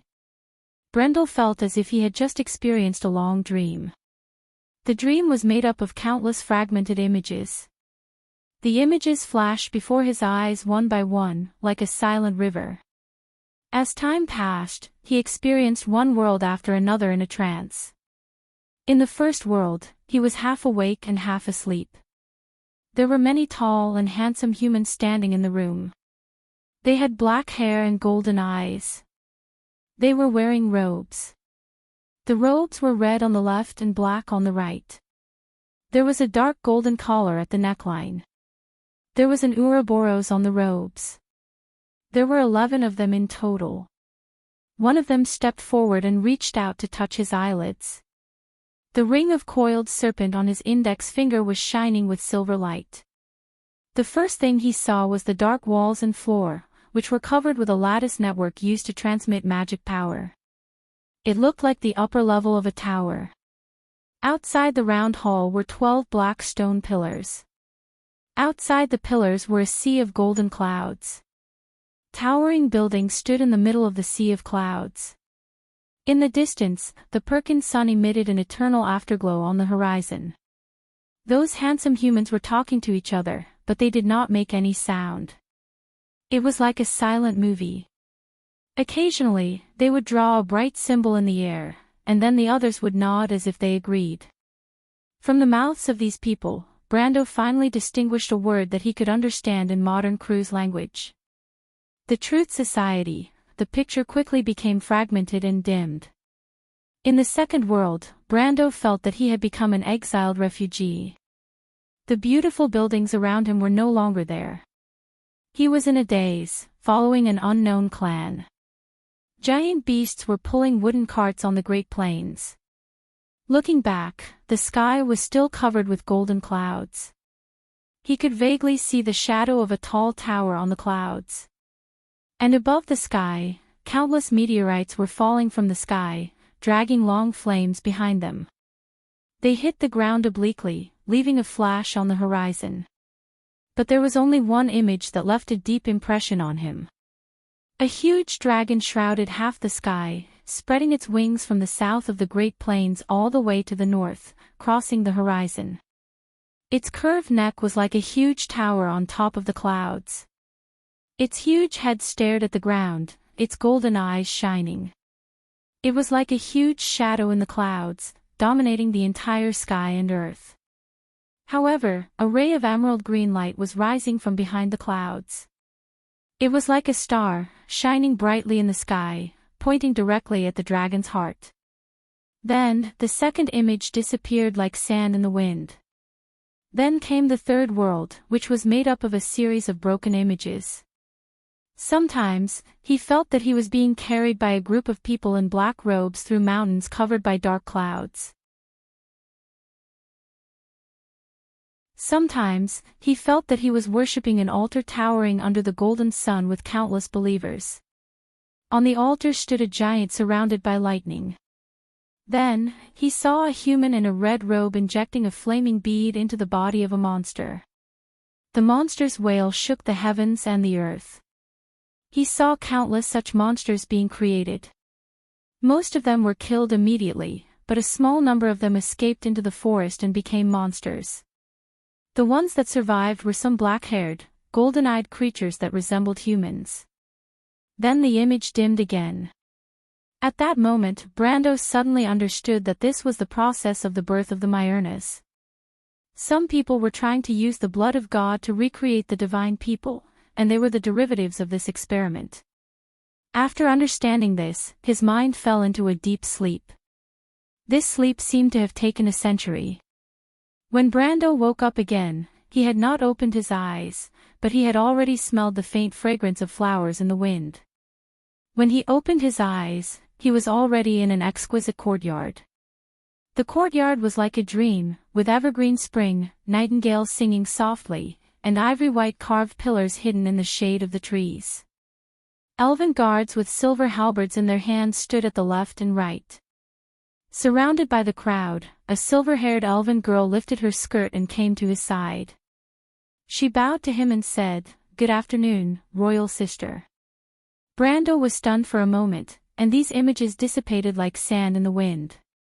Then he heard an angry voice. "How dare you pry into my memory?"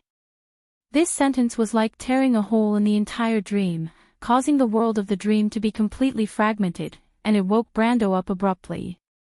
He opened his eyes. The first thing that came into his sight was a verdant green, with fragmented golden light floating slightly in the green field. When he saw it a little more clearly, Brando found that it was the shade of a tree that swayed slightly in the afternoon. Then came into view was a short-haired woman with a cold expression. She was holding her hand on his forehead, slightly frowning, and her short platinum hair was shining under the sun. Seeing that Brando had woken up, the woman's furrowed brows relaxed, and the tip of her eyebrows even raised a little. This subtle movement made Brando realize that the other party knew him. "You saved me." "Ah." Brando groaned. Just as he was about to move, he felt an endless pain coming from his limbs and bones. He remembered everything that had happened before. He remembered the fierce battle with White. He remembered that he was seriously injured in the state of unyielding, and the blood of the dark god rampaged through his body and caused further damage. It could only be said to be a miracle that he was still alive. But there were no miracles in this world, so the only possibility was the woman in front of him. After a brief confusion, he had actually recognized the identity of the other party. The Holy Maiden of the Lion Palace, Sydney. But why was she in this place? Sydney silently pressed her hand on Brando and said, "Your injuries are too serious. The holy water can only barely pull you back from the hands of the Grim Reaper, and there is no way to heal your external injuries." Only then did Brando understand his current state. He silently lay down for a moment, his mind in a mess. It took him a while to sort out his thoughts, so he sat up from the ground with some difficulty and took out the holy water from the dimensional space to drink. Feeling that the injuries in his body were gradually recovering under the infusion of the holy energy, Brando had time to weakly open his character attribute panel. Then he was stunned by his current state. Under the character status column, the line of absolute strength clearly wrote Elemental Enlightenment, Peak. He immediately felt his own strength. Under the stability of his elemental power, there were hidden turbulent waves, but the lines of law that made up his elemental power were more stable and unbreakable than before.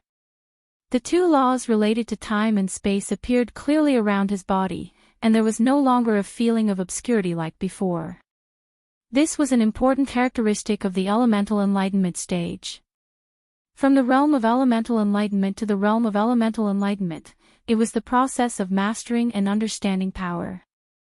The higher the realm of elemental enlightenment, the deeper and clearer the understanding of one's own elemental power. When one reached the peak of elemental enlightenment, the elemental power of an elemental master was no longer just a passive law. At this stage, the elemental power did not have only a few active and passive skills. Players could truly rely on their own will to manipulate and understand the elemental power, and the power of the elemental power, other than the limitations of its own nature, was only dependent on the level of understanding and control of the elemental power. In fact, this was already the threshold to the peak of elemental power, and also the foundation of ultimate power.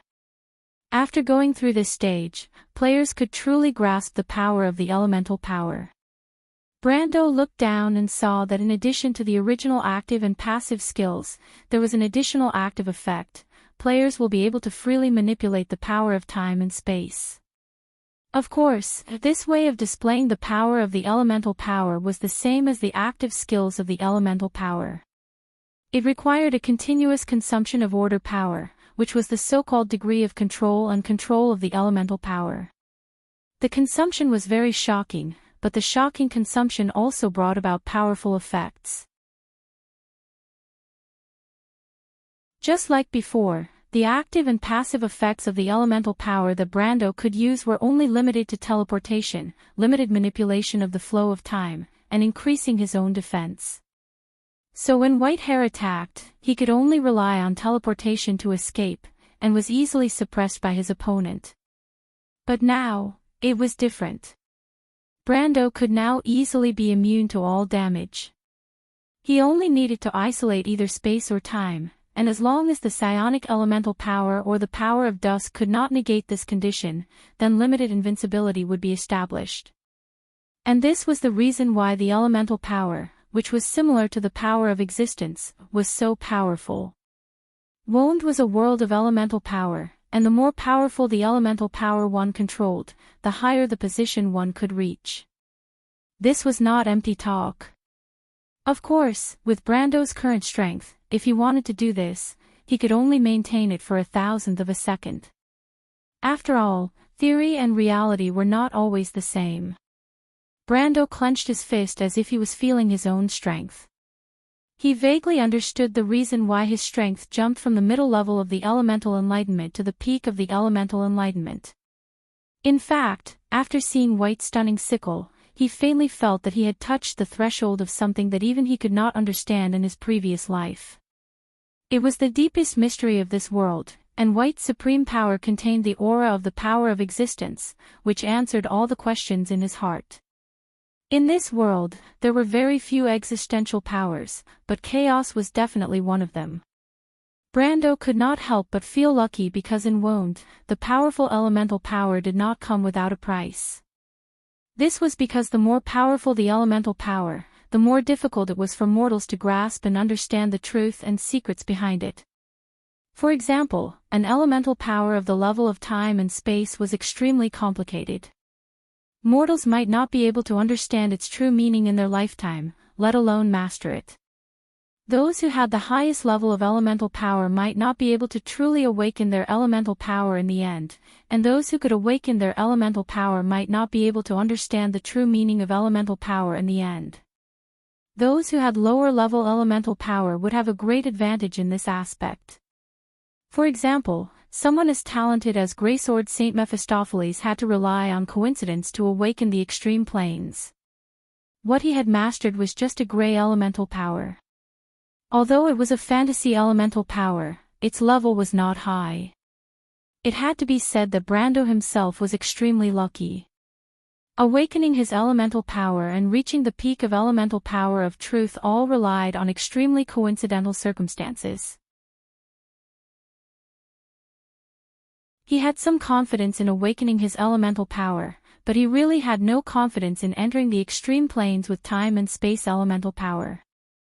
After all, it was very likely to be the existence of existential power. But he did not expect Haku to personally demonstrate in front of him the form of existential power in Wound. Of course, if he had died under that scythe, then the series of results that followed would naturally not have existed. But he had escaped, so everything that he saw at that time had now blossomed. Looking past the elemental power, Brando was not satisfied. He faintly felt that the changes in his body did not stop there. The first thing he needed to find was the blood of the Dark God. Haku was so obsessed with that thing, which meant that it was not as simple as it appeared to be. Moreover, although he understood the form of existence of time and space elemental power, the accumulation of his own absolute power had to follow a step-by-step process. It was absolutely impossible to gain power out of thin air. And this part of the increase in power, Brando suspected that it came from the blood of the Dark God. His gaze quickly focused, and he found that he had found the root of the problem. Although he didn't find any traces of the Dark God's blood in his attribute panel, he found another thing. He found that his elite template had been directly upgraded to a leader template. Moreover, it was the highest level world leader template. This template directly increased his attributes by 150%. With these attributes, he had steadily entered the peak of the elemental enlightenment in terms of absolute attributes. Brando suddenly understood the problem with the level of his absolute power that was marked on his character status before. If it was only an increase in his understanding of the elemental power, then it would only increase the strength of his control over the elemental power itself. And the increase in absolute power was obviously dependent on the increase in his attributes. But the elite template would not be upgraded for no reason, and the most likely thing right now was that suspicious blood of the Dark God. For some reason, when Brando thought of this, the scene that he saw in the dream suddenly appeared in his mind. In the third world, those people he saw should be the first generation of tree herders, the druids of the Ring of the World. They were creating gods. With the power of the blood of the Dark God. Brando could not help but subconsciously touch the wound on his chest. Although it had completely healed, leaving only a shallow scar, he seemed to be able to feel the power of the blood pulsing in it.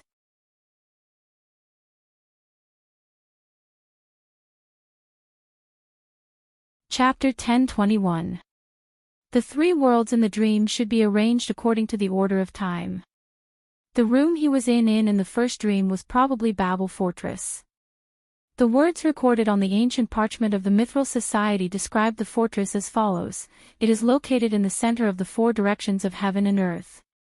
Clouds float above the golden clouds. On the clouds are palaces carved out of gold and jade. Silver people in long robes walk on it. Bells ring in the clouds, hymns linger. Everything matched the scene he saw in the dream perfectly. The 11 tall and handsome humans should be the divine people, but they could also be one of the golden race. Even though Babel Fortress was the city of silver, there were still golden races.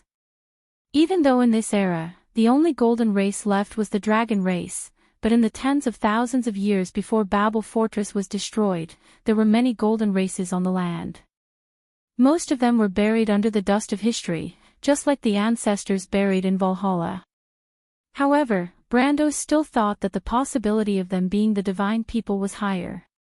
The divine people had black hair and golden eyes, which matched the description of them in the legends. Even though golden eyes were the most famous external feature of the golden race, black-haired golden race were very rare. As for the Mithril people, their eyes were somewhere between amber and agate, like a golden red flame, not a pure color.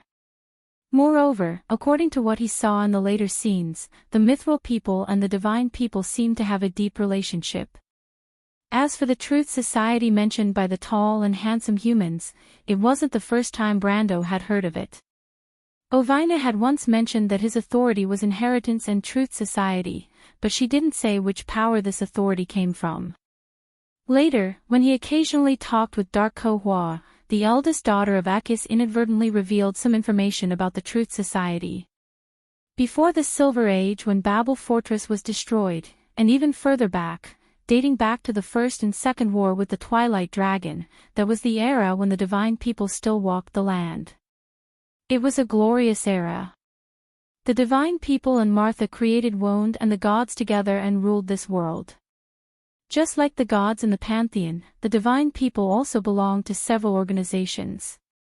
The most important of which were the Truth Society, the Tribunal, the World Tree Organization. He suspected that it was the predecessor of the Druids of the Ring of the World and the Ring of the Sky, the Earth Guard, and the Will of Gaia, which only existed in legends and had never been seen before.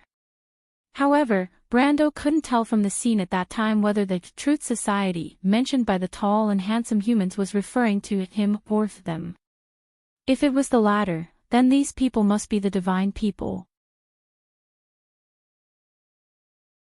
The second world in the dream should be the destruction of Babel Fortress. During the Sixth War, the azure night broke through the sky and caused the stars to fall to the ground. The gigantic dragon that stretched across the sky was undoubtedly the projection of the Twilight Dragon in this world. Although it was just a glimpse in the dream, it left a deep impression on him. The golden red eyes above the clouds were so similar to the oppressive aura he saw above Fathom Harbor that day. He was almost certain that it was the will of the Twilight that attracted him at that time. The destruction of Babel Fortress ended the era of the gods. Countless books and documents disappeared from this disaster, and the fragments of civilization were scattered on the earth. The Silver Generation trekked in the wilderness, and the civilization was almost completely shattered and destroyed. 10,000 years later, a prophet led the Myurnas to re-establish their empire in the Black Forest. Although the Azure Knight was the first generation of the Darkness Dragon and left a very important legacy to the Myurnas, no documents mentioned what this legacy was. Today's mainstream historians believe that the Azure Knight should be the earliest Myurnas, and that what he left behind was probably the golden bloodline of the Myurnas. In other words, long before the establishment of the Myurnas Empire, the Myurnas had already existed on the earth and wandered in the wilderness with other silver folk to rediscover the fire of civilization. This conjecture was also in line with the development and reproduction of civilization. The establishment of an empire could not be done in a day.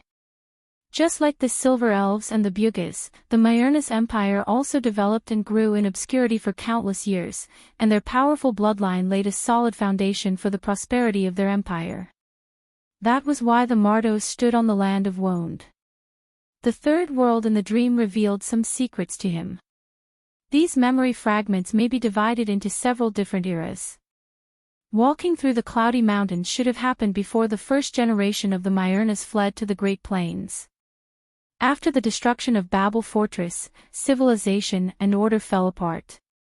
The Myurnas and the Silver Folk fled, and countless seeds of civilization were lost in the wilderness.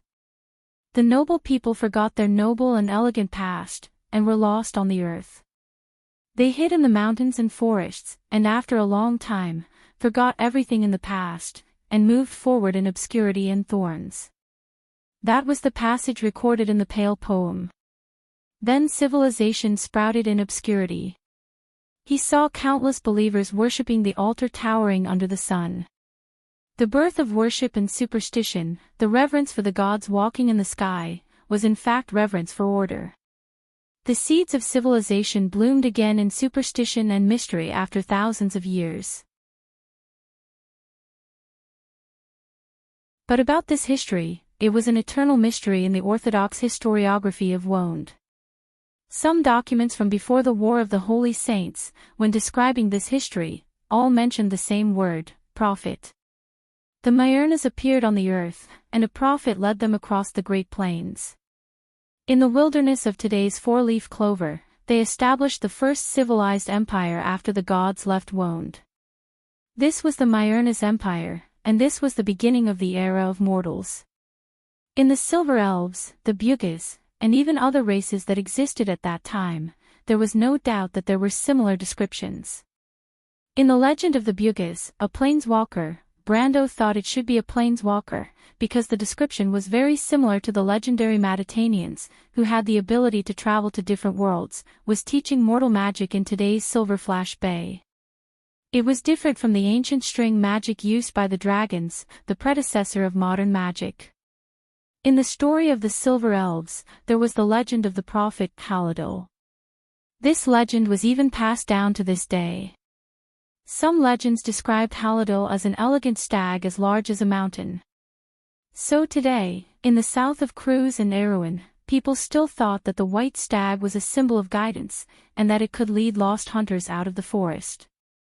These legends clearly pointed to a possibility that someone had artificially spread civilization in that era, and these people were likely to be the Druids of the Ring of the World, because Brando saw in the last few fragments of the images that they used the blood of gods to create monsters and the Myurnas.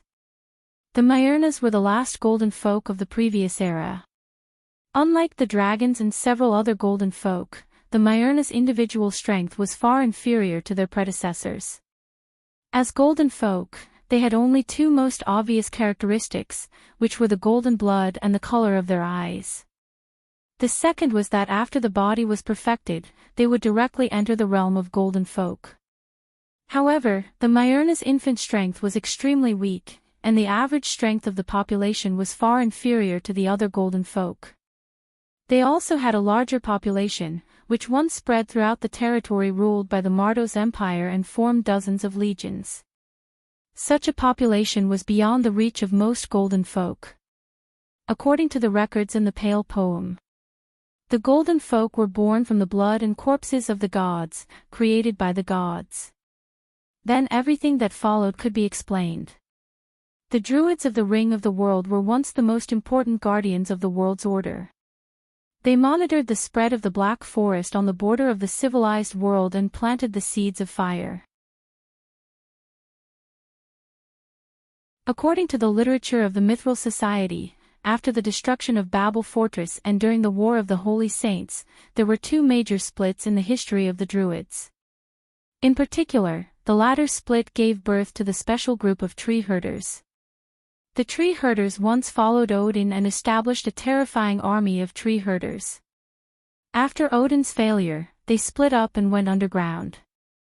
When they reappeared in the world, they had changed into a madman organization.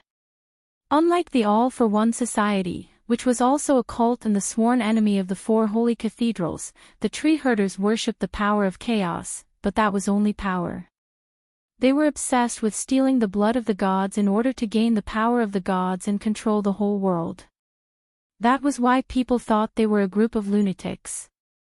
But speaking of which, when did the tradition of tree herders creating oracles originate? The fragmented images in the dream seemed to have given the answer. If the Druids had been using the blood of the gods long before the split, it could even be traced back to a time long after the destruction of Babel Fortress.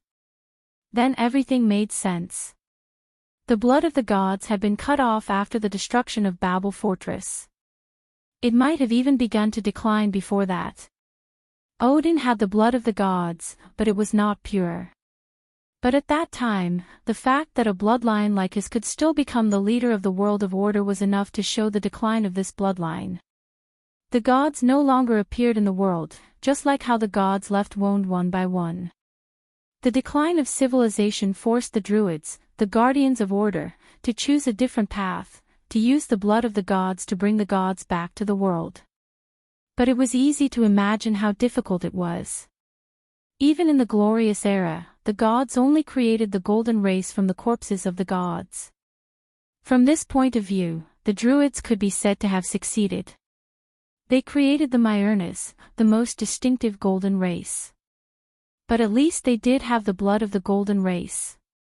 In a sense, the Druids of the Ring of the World represented the authority of the gods. This was what he saw in the third world in the dream.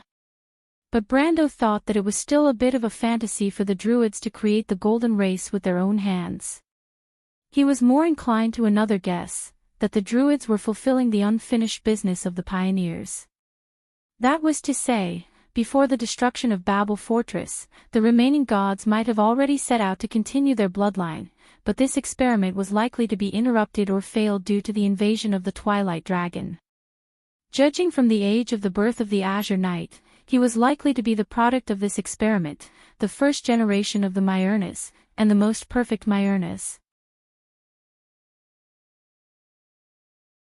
After the destruction of Babel Fortress, the fire of civilization and countless documents once stored in the glorious city all fell apart. Some were carried out by the refugees, but most of them were lost in the thousands of years of exile of the Silver Race. Everything about the divine people's final experiment was also lost on the land. The surviving Druids of the Ring of the World might have obtained bits and pieces of information about the plan through some unknown means, and only then did they complete the plan. And the completed Myurnas were the Myurnas who built Mardos. Among these Myurnas, the blood of the Azure Knight had been passed down from generation to generation. It could be said that they were the purest inheritors of the gods until the fall of Odin, which announced the end of an era. Brando remembered the scenes he saw of the monsters created by the Druids escaping into the forest. He suddenly remembered something. The hidden paragraph in the Pale poem was about the end of the Silver Race and the rise of the Iron Race. How did the Iron Race appear on the earth? He suddenly remembered this famous question, which was one of the most discussed questions in the Amber Sword. The Silver and Gold races were all from the hand of God, and now the Myurnas also had their origins, but what about the Iron Race? In the historical records, the Black Iron folk were the subjects and slaves of the Myurna people when they were born. They were the barbarians of the forests and mountains at the beginning. Later, they were influenced by the Empire and had their own civilization. This was the origin of the Iron Race recorded in history. According to this theory, the Black Iron folk should be the native species of the Dark Forest. Judging from the records on the parchment scroll, it seemed to be true. The Black Iron folk were called hybrids by the Silver folk and the Gold folk in the earliest era. Because these barbarians that walked out of the forest had the same dark magic aura as the demons and the Dusk species. In the eyes of the true beings of order, they should be no different from the demons. Especially when the Black Iron folk of that era did not have their own civilization, language and writing. There were also humanoid demons in the Dark Forest, and the barbarians did not look too different from them. But the biggest difference between the Iron Race and the monsters was that they were true creatures of order. They could sense the power of the elements under the law of Tiamat, ignite the fire seed, and develop the elements. This was the most basic characteristic of the people of order. Facts also proved this point. The Iron Race quickly integrated into the civilized world in the later era, and took over the torch of civilization from the Silver Race's hands, and continued to this day. But were the Iron Race really the original race? Brando's mind repeatedly replayed the scene of the druids creating the Myrnas. Those powerful sages in robes, they created all kinds of monsters, giants surrounded by lightning, monsters with surging flames, and superhuman beings with all kinds of abilities. Hundreds and thousands of failed creations were immediately killed, and a few trembling Myrnas were abandoned in the wilderness. Some of the monsters who were lucky enough to escape wandered into the groups of civilized creatures, some caused wars, and some were worshipped as gods. These monsters, they all had a common name, and they were called the Oracles. It was like Scarlet, like he was in existence like himself. Brando gently shook his head, and decided to filter these complicated thoughts out of his mind, because there were too many guesses, and some were simply impossible to judge. These chaotic thoughts seemed to rush into his mind as he woke up. He could acutely feel the shadow of the blood of the Dark God behind him, which meant that this part of the memory came from the blood of the Dark God. It seemed that the so-called black orb was not as simple as it looked. Thinking of this, he raised his head and looked at Sydney.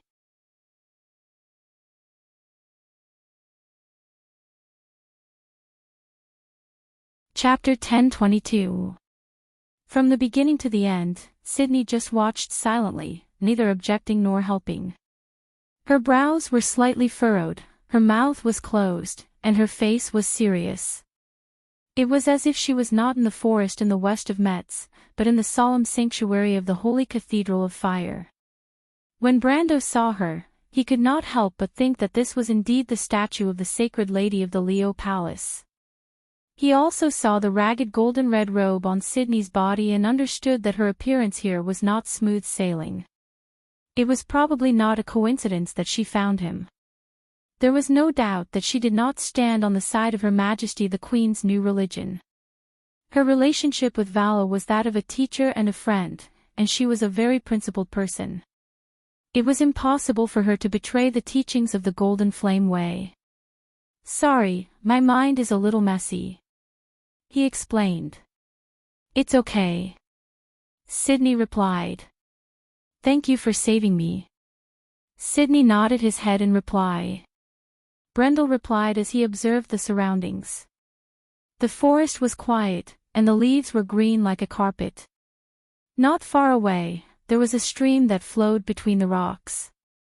A deer in the forest pricked up its ears and looked in this direction vigilantly. It was a quiet and peaceful scene. It seemed that this place was still in the previous valley, but there were no traces of fighting. It seemed that in the end, they fell far away. He did not know if Bai was nearby, or if even his soul had completely disappeared. Brando could not help but have a headache. It seemed that Medisha still respected her royal sister. He did not know how she would react to this result. If she resented him because of this, he could only accept it. After all, if he was given another chance, he would make the same choice. It was too dangerous for that woman to stay in the world. But he was most worried that Medisha would be depressed because of this. He could not bear to let her be hurt again.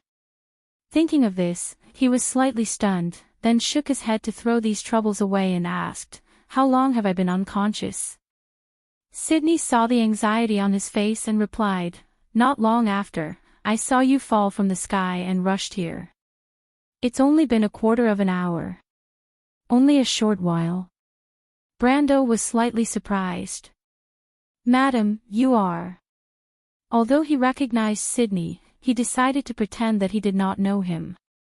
After all, he had never seen him before. Sydney introduced herself. She was indeed the famous statue of the adoratress of the Lion Palace, one of the high-level archbishops of the Holy Cathedral of Fire. After Sydney introduced herself, she did not wait for Brando to speak and took the initiative to say, "I'm here to see you, my lord." "Looking for me?" Brando thought that it was indeed the case. "Of course," he still asked. Sydney glanced at him and took down a bundle from his back without saying a word. Brando then noticed that she was also carrying a bundle on her back. The bundle was long and wrapped in layers of grey cloth. Even Sydney's robe was tattered, but this bundle was well protected and did not even have much dust on it. She laid the bundle flat on a rock and opened it, revealing many large and small pieces of shiny silver metal and a pitch-black sword hilt. The hammer at the end of the sword hilt was very ingenious. It was actually carved into the shape of a silver flame. These fragments were obviously fragments of a broken sword, and a person of Sydney's status would not pay so much attention to a broken sword, so the origin of these fragments was self-evident. Sure enough, Sydney carefully sorted out these fragments one by one. After confirming that there was not a single piece left, she solemnly looked up at him. "This is the holy sword Odorfice," she replied solemnly, as if a sacred tone could revive the sword. "So you're here for the sword spirit of Odorfice." Brando suddenly understood and remembered that such a thing was sleeping in his body. Speaking of which, there were a lot of miscellaneous things in his body. Previously, there was the soul of the Wind Empress, the inheritance of the Dark Dragon, the Thunder Core, the power of the Planeswalker, the Elite Template, of course. Now it had become the Leader Template and the Unknown Game System. Now, there was the blood of the Dark God and some other messy memories. It was not appropriate to call it a garbage dump, but to call it a moving treasure trove would always give the illusion that it would be dropped at any time. In short, it was not a good feeling. After Sydney put down the fragment of Odorfice, she did not pursue the topic further. Instead, she said, "Before leaving the imperial capital, I met Earl Latch of War once." Brando was stunned for a moment before he realized that the Earl was referring to Scarlet. He could not help but feel a little amused. He fought with his life and death in Erewhon and only obtained a fief the size of Tonagil's. Moreover, the title of Earl was not legitimate because Tonagil was not a Earl's fief. In fact, his title of Earl came from Radnor, but the royal faction was unwilling to let him become the owner of Radnor. If not for the fact that the leader of this diplomatic group needed a title, he did not know how long his title of Earl would have been delayed. Even now, it was just a title. And Scarlet had only walked around Cruz once, and suddenly she was on equal footing with him. Oh, it was not quite right to say that they were on equal footing.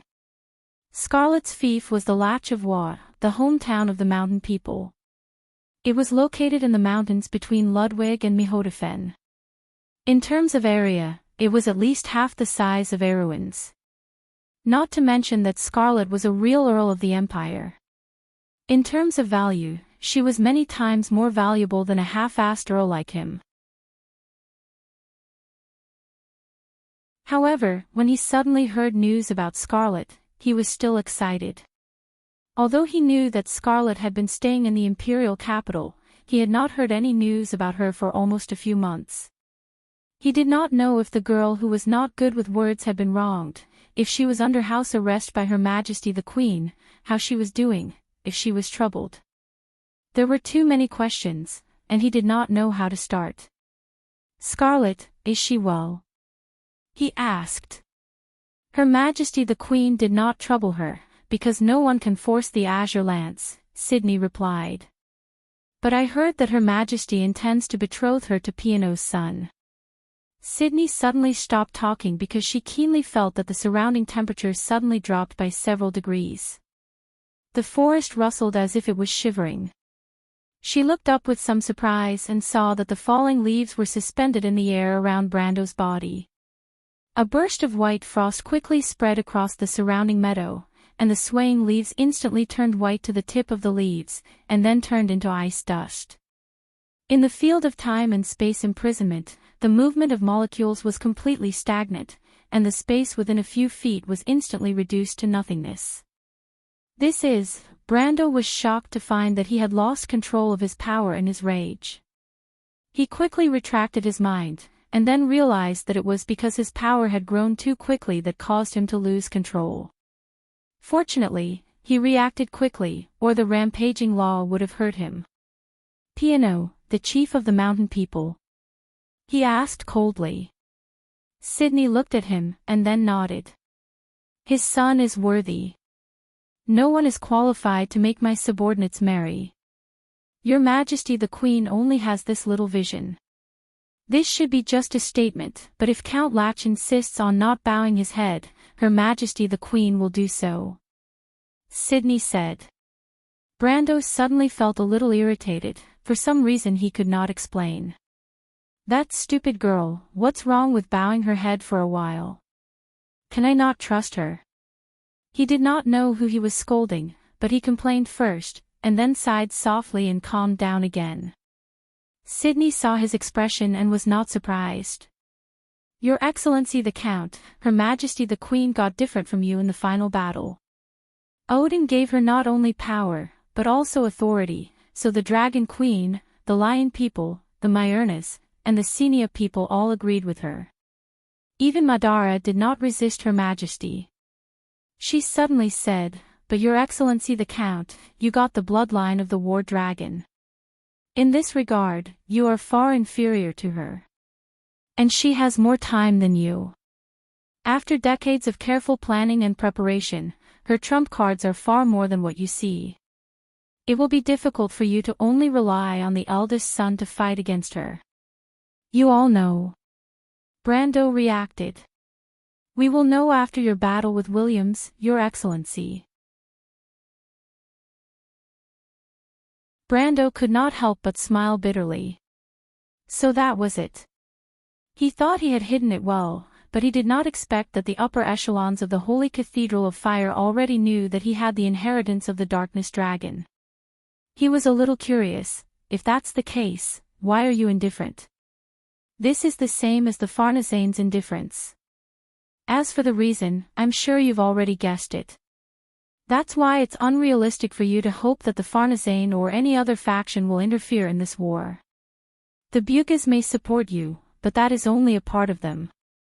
The Silver City is divided all year round, and they are also divided into many factions. Sydney quickly answered his doubts. Brando shook his head again. In fact, he had expected it. Since the conversation with Tumen, he found that this matter was not as simple as it seemed on the surface. If even the Holy Cathedral of Fire could be divided into two, how could Farnesane's Holy Church of Light be an exception? Therefore, Farnesane's Pope choosing to bide his time was also one of the possibilities. Everything that was happening before their eyes was not too far out of their expectations.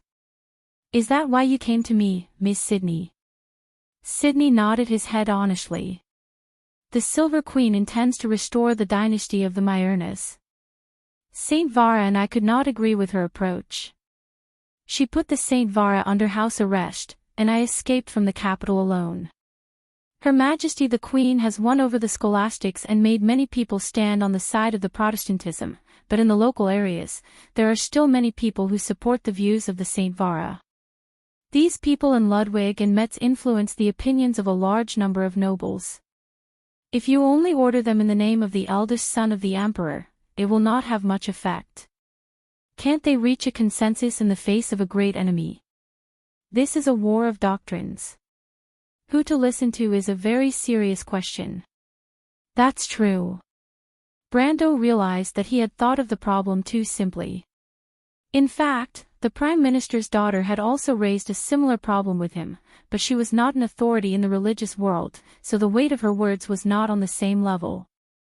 He looked at the fragment of the holy sword Oderfeis in Sydney's hand. He asked, Lady Sydney, what do you mean? The Sanctum Sanctorum asked me to find you because he wanted you to reforge this sword and use the flaming blade as a token to clean up the holy Sanctorum.